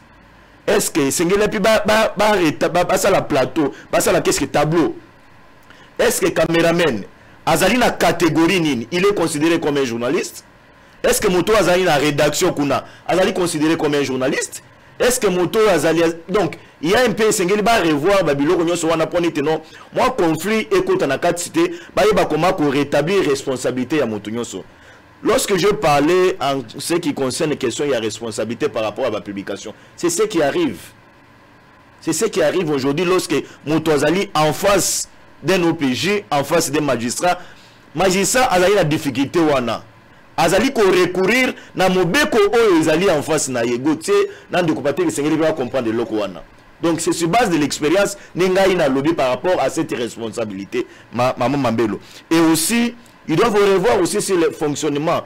Il y a INPC.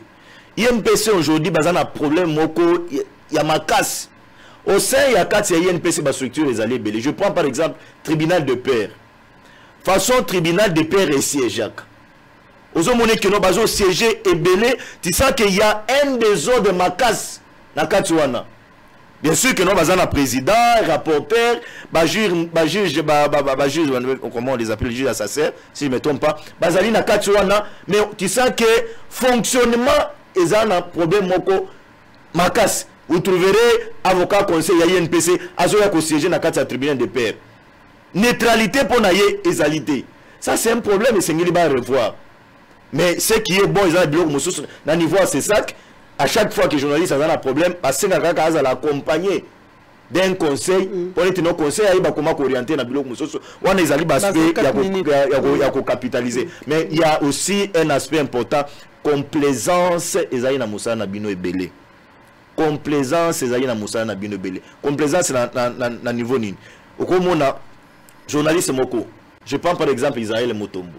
Il a un problème. Ce qui est fondé na INPC. Au moment de considération au INPC, Ezali nango à l'endroit d'Israël Motombo. Bakozala nango à l'endroit de Gauthier. Mais si vous complexe INPC ça sanctionne quand vous voyez non? Non, même à ta ceux qui va sanctionner. Au moment de sanction bako pesa Israël. Là bako pesa Gauthier kozala okesen. Parce que Gauthier bon j'ai pris un exemple, ils sont les deux journalistes connus dans la ville de Kinshasa, mais ils ont un combat avec Massa et Lingai Nakati. Donc, ils ont senti tout le complexe, et c'est Ngelipe et Zala Nakati. Au comment on a les sous-soués, comme ils ont un tribunal de paix. Ce qu'un journaliste se plaint contre un ministre, ils ont une difficulté, ils ont un ministre.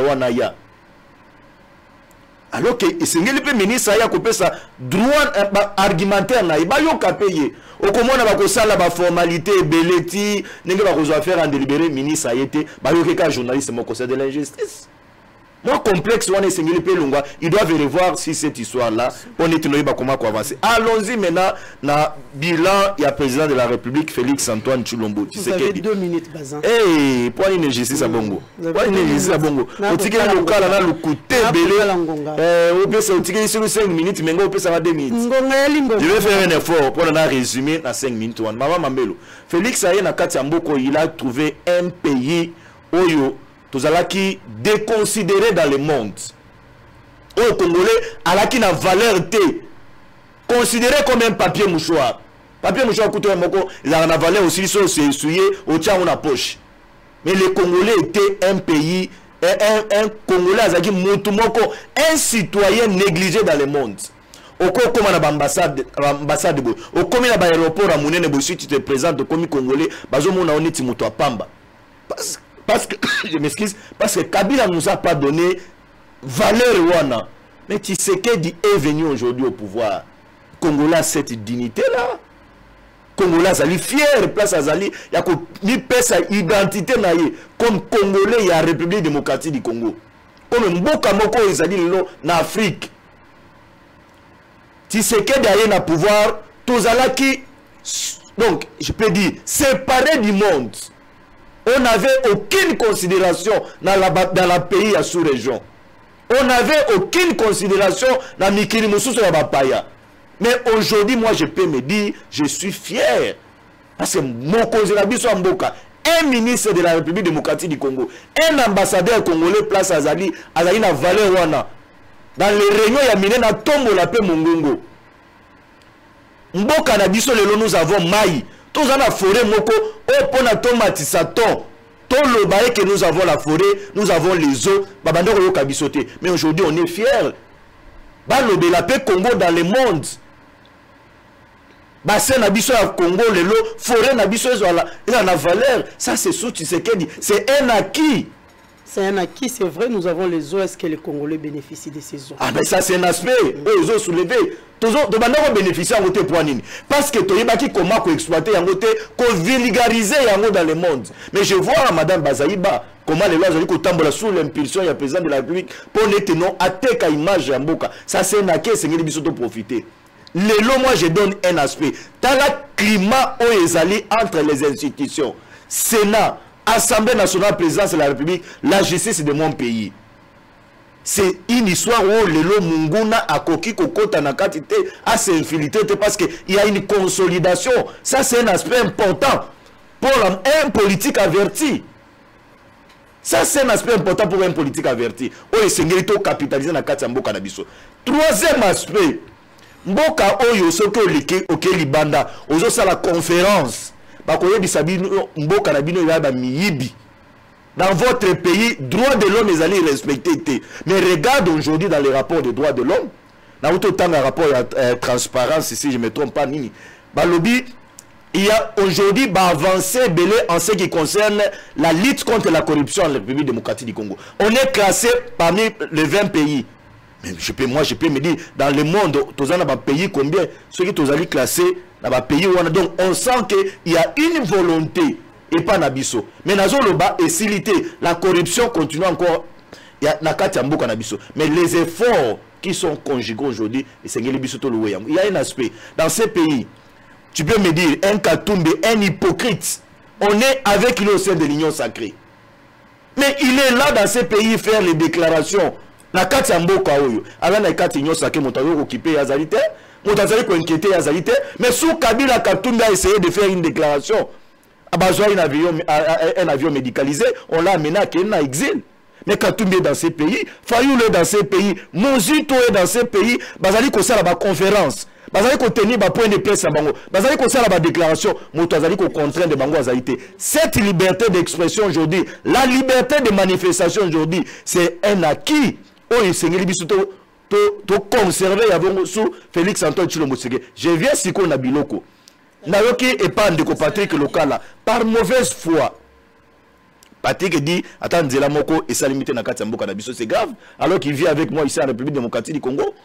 Je l'ai dit, Katumbi a payé son avion, Assombele a payé un billet avion pour qui sangani. Assombele na prix nini. Assombele na prix nini qui sangani. Assombele si je ne me trompe pas, c'est dans les quelque chose de 200 ou 150 $. Sous Kabila yosoma billet avion na kati mboko na combien? Ça c'est un acquis qu'il faut féliciter de Félix Antoine Tshilombo Tshisekedi. Il y a Fanina dans le quartier, mais arrive aujourd'hui à l'échanger de l'Emba. Kabila zo dinda na mabulu. Mais c'est Tshisekedi qui est en train de réparer ces routes-là. Tu as aujourd'hui la route où ils allaient à partir à deuxième porte, où ils allaient au Kinobimati na Bandal. Et Salemi, gouverneur a vu la zo bongisa, na impulsion en Anne. Ce n'est pas sous l'impulsion de Félix Antoine Tshilombo Tshisekedi. Cette route de Lengesa, aujourd'hui, où ils ont vu la Kinshasa. Oyo ezalaki enclavé ko bima ko zoelenge sa parti à victoire et que ndobimati na mbonga fula nana azali ko salango wana ko comptabiliser yango te, c'est pas mauvaise foi que tu es en train de le dire. Merci beaucoup Bazé. Na citele ete nana na biloko belé soya ke na Lumbashi, l'hôpital Sendo de Lumbashi a été réhabilité par Félix Antoine Tshilombo Tshisekedi. Je te cite les sites universitaires, il y a l'université à Kinshasa ba homme. C'est réhabilité sous Félix. Les blocs, oh, il y a maman et moi. C'est réhabilité sous Félix. Hôpital, oh, il y a maman et moi, oh, les autres Salema. C'est Félix qui est en train de reconstruire cet hôpital. C'est pas une mauvaise foi. Oh, les lobes, vous allez reconnaître ma valeur. Vous avez des réserves de singes. Sous Félix, c'était combien? Nous avons un budget Nakati Mboko, il y a combien? C'est budget et les processus. Retire ma parole, maître Bazé. Merci beaucoup. Donc, il y a un budget, bilan Félix, et Zali, bilan Moko, il y a Mokose. Toujours qu'il y a munda. Merci beaucoup, Mamelo. On a Nikambo, il y a bilan, il y a Mokose Mboka. Mais c'est un aïbisa. Na bandeko ete awe sengeli to bato na émission ya bosolo to za na bosolo na ki mettre Bazin kuluba makamoko esali moi pasi makasi ye akozongisa koloba ete congolais lelo akomi fier akokende na mboka mopaya bayambie. Mais maître Bazin, ces pays Kabila l'a hérité divisé. On ne pouvait pas quitter ici pour Kinshasa. Et qu'est-ce qu'on dira de Kabila? On ne peut pas quitter Guado pour y aller à Kinshasa. On avait 4 chefs d'État. Ces pays étaient divisés. C'est après la rébellion. S'il vous plaît. Pas un peu de tolérance. S'il vous plaît. Et toi, tu viens aujourd'hui les lots congolais, vous parlez de quelle diplomatie? Oh, bah, diplomatie nini. Contredis-moi. S'il te plaît. Congolais, Romiko Bima, Congolais, Romiko ça. Combien d'investisseurs sont venus? Tu peux me citer combien d'entreprises on a déjà installées ici à cause de diplomatie? Parce que c'est ça la diplomatie agissante, non? Dis-moi que nos Américains baillés, Français baillés, Japonais baillés, t'as l'entreprise telle, entreprise telle, Tonyango, à cause de la diplomatie agissante, il y a un gouvernement Nabiso. Voilà ce qu'il faut nous dire. Regardons-nous en face. Il y a beaucoup à faire. C'est vrai. Volonté Ali, mais sur terrain on ne sent pas ça. Mon Konzamboka il est mal entouré. Les chefs a mis en otage avec Bato Oyo Basala qui était Kabila réussir mandaté. Bahati Lukwebo. Il n'est pas des institutions de la République, mon cher ami Bazin. Si réellement ces institutions, laisse-toi calme. J'étais calme. Oh monsieur. Quand tu parlais, il ne faut pas citer les gens. Quand tu parles, tu as parlé des institutions, monsieur. Moi, j'ai parlé des institutions, je n'ai pas cité les gens. Nous avions une institution, Mélo. Donc, toi, la personne que tu as trouvé à citer, c'est le nom de Bati. On comprend nous à la laisse. Non, mais il doit le faire. Laissez Gauthier s'exprimer, s'il vous plaît. On n'est pas des institutions stables dans ces pays. Nous avons dans ces pays, sous Félix Tshisekedi, le président d'une institution qui fait un communiqué signé par lui-même, qu'il a été pris en charge par un pays agresseur. Un pays où il y a hostilité bien le peuple congolais, Ouganda. Et il est allé pour un fait privé. Président d'une institution, Yebisa Nation Ouganda a attaqué le pays. Parce qu'il a un intérêt privé. Chef d'institution. Donc il est à la fois privé et à la fois homme d'État. Donc vous comprenez, c'est ce qu'il lui appelle institution. Dans ces pays, nous avons vu Kamere démissionner. Parce que Azaki informé une entrée à la troupe rwandaise. Mais tu as là où est-ce que Mbosso est informé? Bah, c'est informé là où Salemina ba Ougandais, autour de que non, Nini et Katani parce que Bamone va naître qu'on nourrit ban Soudan Abisso. Tout ça, et vous voulez dire, au lieu de dire au chef la vérité, et que bonne foi n'a pas s'entourer dans Batou Malamu, parce que le chef a tombé dans l'erreur à Kabila, où Kabila a manqué les 15 collaborateurs. Regarde ce qui entoure les chefs de l'État aujourd'hui. Est-ce que les chefs ont combattu avec eux? Bahat Azouak gaz lacrymogène. Mais toi, tu Notre Bazin pendant que Félix marchait, pendant que moi j'allais couvrir les activités de Bahati et plutôt de Félix Tshisekedi avec l'UDPS, Loumane, ministre intérieur, Bochab, ministre intérieur, Bazo Gazé Bissona Barabala. Aujourd'hui, ce sont ceux-là qui sont avec Félix Tshisekedi. Pour quel bilan? Qui n'ont pas pu donner à Kabila, qui vont donner à Tshisekedi. Donc ici, il y a un problème. La justice pose problème. Le Koutab habite aux 20e pays dans le rapport transparence. 169e pays, monsieur. J'ai traité ces dossiers. Donc, basé à la monsieur Atanga. On est trois journalistes et les journalistes. J'ai traité ces dossiers dans ma corruption aux 169e pays. Et quand tu parles de 20, voilà. Tu me traites des menteurs. Mais toi, tu m'as traité des menteurs. Maître Bazin, tolérance, Maître Bazin. Allons-y, Gauthier, allons-y. Ils ne sont pas 20e. Allons-y, faisons les rapports. Donc, tu n'as pas lu. Des deux, justice c'est la corruption. Beaucoup a traité beaucoup de corruption. Mais c'est dans ces pays sous le régime de Tshisekedi qu'on parle des millions détournés. Où sont-ils? Où est-ce que vous allez être avec les procès gratuités, les procès 100 jours, les procès Tchilégelou? Les chefs ont tonné dans l'Umami. Il a dit que Bato va détourner mon il y a Tchilégelou, la prison. Ça fait maintenant près de 2 semaines. Est-ce que la justice est activée? La justice est en panne. Ça, il faut le dire. Que les chefs à la Mukambangu, l'état des droits, impulsion état des droits avec l'arrestation des Kamere. C'était ça l'impulsion de l'état des droits. Est-ce que les procès ont continué? Même si les libertés de droit, les libertés plutôt, liberté provisoire, c'est vrai, c'est les droits. Mais est-ce que le procès a continué? Nous avons la liberté provisoire, il y a Raobank. À qui Mamboka Zonga Namboka Nabang? Oh, il y a Africa, il y a Safrikas, Azawapi. Est-ce que le procès a continué? La justice est en panne. Nous avions aujourd'hui les institutions faibles, où nous avions un président d'institution, Mbosso, président de l'Assemblée nationale, à combien de chantres? Séparation des pouvoirs. À combien de chantres? Mais je dis là, c'est ça. Mais voilà la tête d'institution. Qu'est-ce que vous voulez? J'ai dit la vérité. Vous avez une minute. C'est qui dit? Vous avez un là, s'il vous plaît. Maître Bazin, tolérance. Marambois social. Chercher à retenir ministre Bahati économique. Est-ce qu'on a payé 6 millions en outils Kakaboué? Parce que le ministre a un pragmatisme. Babi est à Kinshasa. Hein? Babi est à Kinshasa. Ni les à Kinshasa. Chercher. Et combien depuis Mkoni? Babi est à Mi-Congo. Toki Koloba sous soutien photo c'est 10 septembre. Au contraire, les 31, dans la top Congo le bité, au Balbichabi non, on va revoir, il y avait des clauses. Voilà, c'est le ministre de Bahati. Bahati l'a mis la mise, Bahati moi ça ministre économique. Ou ça mon boissima. A Chewana donc a hérité nyo sur la tata naïe. Et quand on en parle ici, bah lobby acharnement sur Bahati. Et quand toi tu parles de Kabila, c'est pas de l'acharnement monsieur. Quand toi tu parles de Mousito, ce n'est pas d'acharnement, ce sont des hommes politiques. Laissez-nous critiquer. Les bilans de Félix Tshisekedi, est-ce positif ou négatif? Le chef de l'État, il est négatif. Aussi longtemps qu'il a géré, n'est-ce pas? Structure étatique, ah ouais, et Ali Beba et Ali républicain Banamboka. Gauthier Sey, le bilan est négatif. Le bilan il est négatif sur tous les plans. Il me parle des routes. Mais Yogata Sonit. Yogata Soni. Pourquoi tu arrives en ville à 6 h du matin? Est-ce que dans un pays sérieux, on peut commencer à se sacrifier comme ça? Moi, je ne peux pas quitter chez moi à 8 h arriver en ville. On a un problème de route. Il faut qu'on accélère ces projets Kunda Maboulou. Il y a un problème, il y a lenteur. Il faut qu'on le dise, que les chefs de l'État nous entendent. Avec sa première ministre, on a été Misalawane Bandaki bien. Mais les lots lenteur et moi sur terrain. Merci beaucoup. Merci Gauthier. Sécurité sociale, il y a un problème. Il y a un problème en sécurité sociale. Les gens sont payés en retard. Les salaires, il y a Rokokate. Chef Olaka qui était basodé, tout ça, il faudra rappeler au chef. On est à 3 ans en mandat naïe. C'est quand même quelque chose, même s'il a un mandat de 5 ans. Donc, il y a un problème. Merci Gauthier. Donc, les animateurs, soit, pour appliquer Vision Mokozambo Kate, soit c'est le chef lui-même qui a un problème. Orientation à Vision naïe. Et il doit sanctionner. Voilà, merci beaucoup Gauthier. Dieni, on finit avec vous. Merci beaucoup, maman. Est-ce qu'il faut dans le bas ou bien appeler ça va chiffre? Le bilan est négatif, largement négatif, alors que nous sommes journalistes. Nous sommes censés coloquer information. On se prend de Gauthier lobby. Il y a un reportage, mais comme une investigation. Oui, mais je crois que de par cette qualité-là, il fallait fournir il fallait pas philosopher.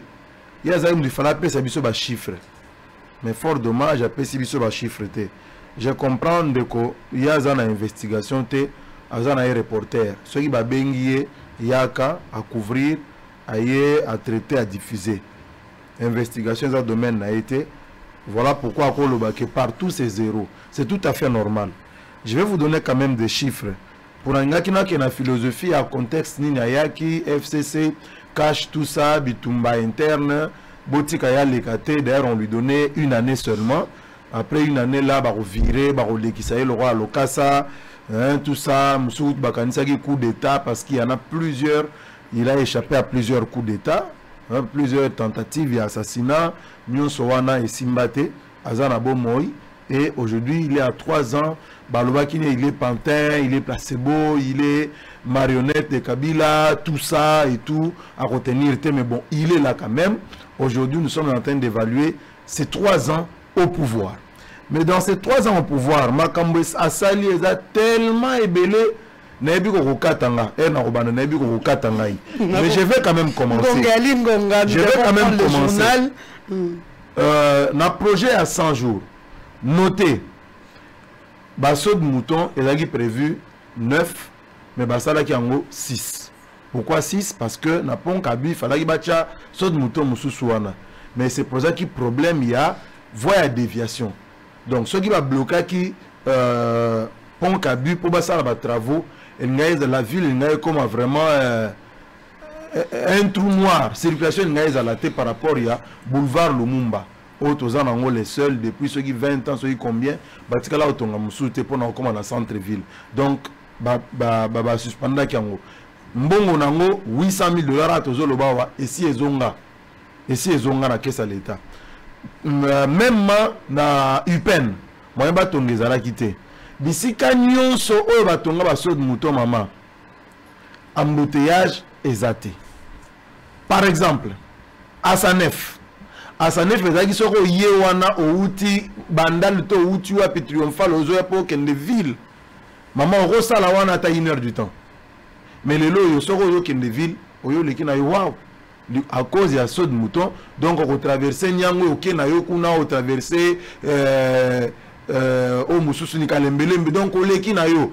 O baza na se wana yo bazo kende Shaumba. Place wana ba automobiliste congolais. Ba yebi nanu différence, il y a une voie d'accès au bâtiment, il y a 4 ans. Mais il n'y a plus. Nana na monité na yewana j'emprunte beaucoup Shaumba. Nana yawana na sali 30, 20 minutes, 15 minutes. ils allaient lissoute. Place où on a ça ne faut ça plus de 15 minutes. Ils allaient lissoute, maman. Je suis chauffeur. Ce aujourd'hui, na Royal, na Mandela. Est-ce que Moutassa est sur l'embouteillage place où on a? Au lieu de 10 minutes place où on a. Jamais ils allaient lissoute.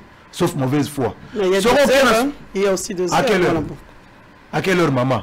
Pour m'appeler à l'Egarawana, s'il te plaît. À sa 9 le soir, quand vous venez de l'IEC. S'il vous plaît. À sa 9 le soir, quand vous venez de l'IEC, maman, à 17h, il y aura et Royal que vous dites là, le matin, nous qui sortons de Kitambo pour ici, il y a aussi l'embouteillage. Allons-y.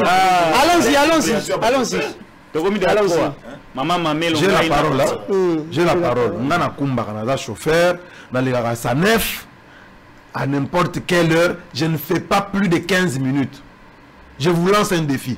Je ne fais pas plus de 15 minutes. Alors que nous avons ça à 1 heure du temps. Mais aujourd'hui, je ne fais pas plus de 15 minutes. Royal même, je ne fais pas plus de 10 minutes. Sosimat, je ne fais pas plus de 15 minutes, quelle que soit l'heure. Alors que nous avons ça là 30, 45 minutes bouché complètement. Des situations exceptionnelles peuvent se passer. Exceptionnel, mais elle a dit de manière routinière. Ce qu'on a dit, ça a résolu quelque chose. Avenue où elle a construite n'a réhabilité. Je vais vous citer. La Sablière, vers Nsele. Voilà, très bien. La Sablière, construite, ici là, long de 900 mètres, près d'1 kilomètre. Et ça là, ici là. Ce qu'on a avenue Koutou. Batongiango basilisi avenue Sayo batongiango basilisa lelo mituka na Sayo était le makalisi zouté aujourd'hui Bokassa achevé bétonné Kulumba na Masina 9 km lelo yo pont basi batongi basilisi avenue wana côté Answenge. Gauthier Sey, laissez Dienit parler. Nous devons finir. Moi j'ai appris que ça va détailler pour que nous terminons.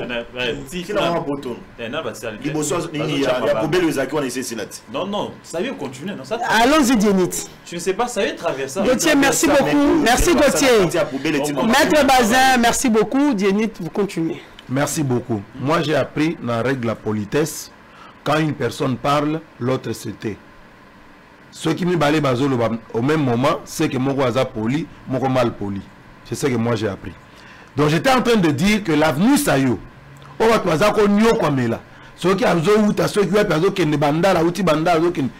les gens s'embourbaient là. Cette avenue là a été reconstruite, praticable. Aujourd'hui avenue Université, saupoudrage, c'est bétonné.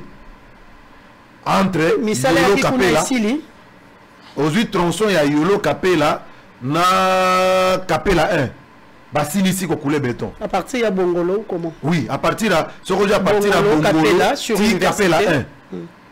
Oui, je vois. Les alagi toujours Basali baby. Aujourd'hui c'est bétonné, praticable. Ce qu'aujourd'hui Naozone. Aujourd'hui, avenue. Non, tout d'abord, avenue Kikwit. Le Loyo. En réhabilitation. Ou même en construction. Pardon. Pas en réhabilitation, en construction. Le Loyo. Donc, ceux qui vont découvrir Zoloba, parfois peut-être apparemment à Roiba. Nani, nous sommes aujourd'hui RN numéro 1. Mbouyimou-Lomba. Le Loyo, c'est déjà fait. Mais c'est ça, c'est fait.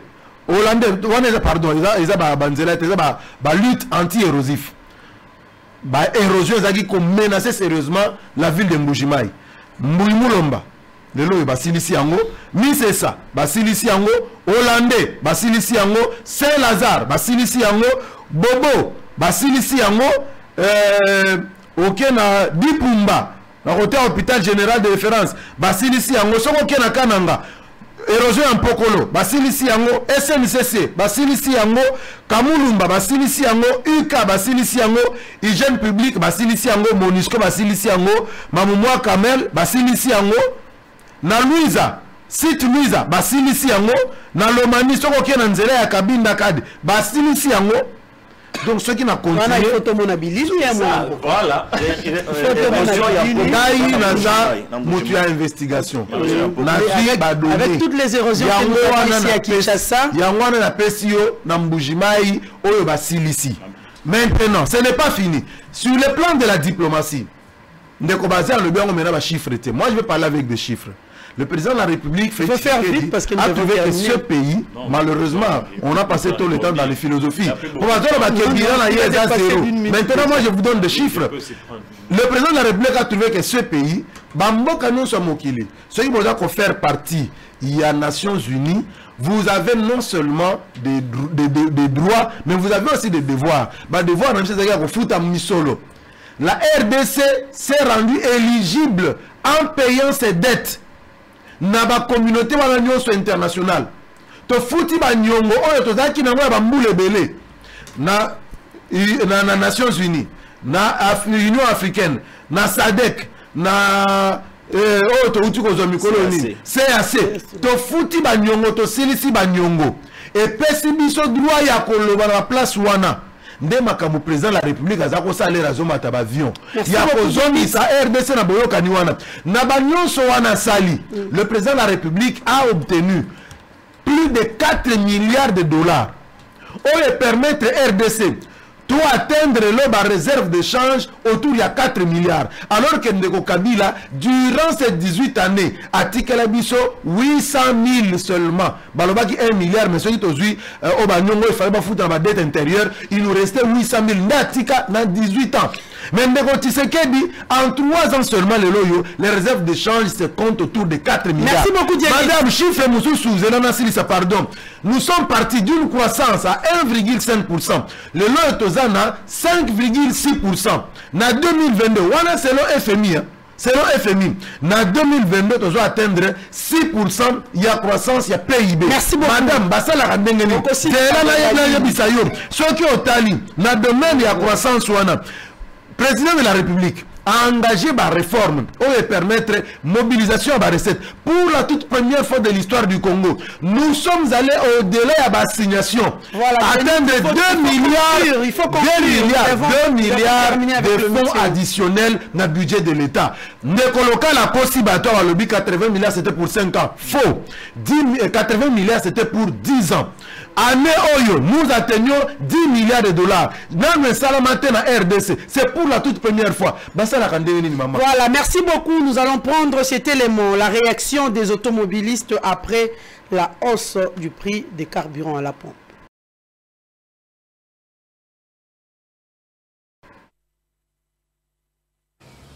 Engagée dans l'investigation, la rédaction de Bossolo TV a effectué une descente au niveau de Rond-Point Mollard dans la commune de Bandalunga pour palper du doigt la hausse du prix du carburant à la pompe à Kinshasa. Et a interrogé certains motocyclistes à ces sujets, ces conducteurs de moto n'ont pas manqué d'exprimer leur indignation à ce qu'ils qualifient d'incompréhensible.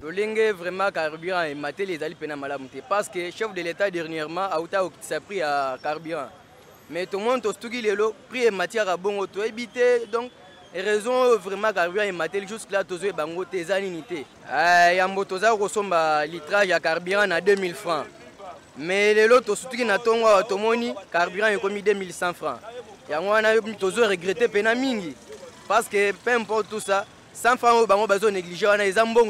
en croire ces motocyclistes, le ministre de tutelle ne s'est pas exprimé quant à cette hausse du prix du carburant, car le litrage ne s'est vendu plus comme avant, alors que sur les réseaux sociaux circule un communiqué du ministère de l'économie qui atteste cette majoration. Carburant on est sûr et certain parce qu'importation, exportation, le tout est ça la manque à carburant limba. Alors tant que Matibou c'est que espace na biso ba konzana ba mona ba ngon direct. Donc ils vivent mieux, bas à l'aise, mais nous souffrons. Donc ce qui nous fait mal et on se demande, tant que carburant zomata, comment tu retravailles avec client automatiquement. Et puis bateau servir bango. On se pose des questions, comment on va leur servir mieux. Sur ce, l'opinion s'interroge si cette hausse du prix de carburant à la pompe ne va pas faire augmenter le prix des transports à Kinshasa ou occasionner les systèmes de... UBC Université belgo-congolaise a déjà ouvert ses portes à Kinshasa. Du nouveau maintenant, à côté des facultés déjà organisées. sciences sociales, économie et gestion, développement communautaire et environnemental, droit. L'UBC inaugure dès à présent une autre grande faculté, la faculté de santé publique. L'UBC est propriétaire des infrastructures qui permettent de maîtriser les outils et techniques de l'avenir. Une ferme agro-industrielle, une télévision moderne, une bibliothèque bien fournie, une salle d'informatique bien équipée, un cabinet d'assistance juridique, un hôpital performant avec un laboratoire d'analyse médicale. Tout cela pour faire de vous des cadres émergents. Avec ses professeurs visiteurs et maîtres de conférences, l'UBC octroie des bourses à ses lauréats et assure le suivi du cursus du 3e cycle à l'étranger. Inscription rue Louosi numéro 11 à 13 à Kassavobo.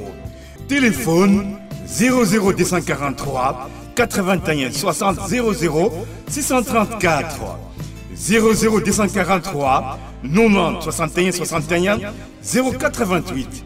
UPC, une œuvre signée ambassadeur Mathiemo Bindi. Une occasion à ne pas rater. IFOD, la société de microfinance de la Cinco, vous offre le taux le plus préférentiel du marché, jusqu'à 10% d'intérêt lent pour tous vos dépôts à terme. Vous avez également la possibilité d'obtenir les intérêts échus mensuellement selon le volume de vos dépôts, en dollars et en francs congolais. Avec IFOD, faites vos dépôts à terme, bénéficiez du taux préférentiel et réalisez des grands projets. Offre disponible dans toutes les agences et points de service IFOD. IFOD, au service de tous.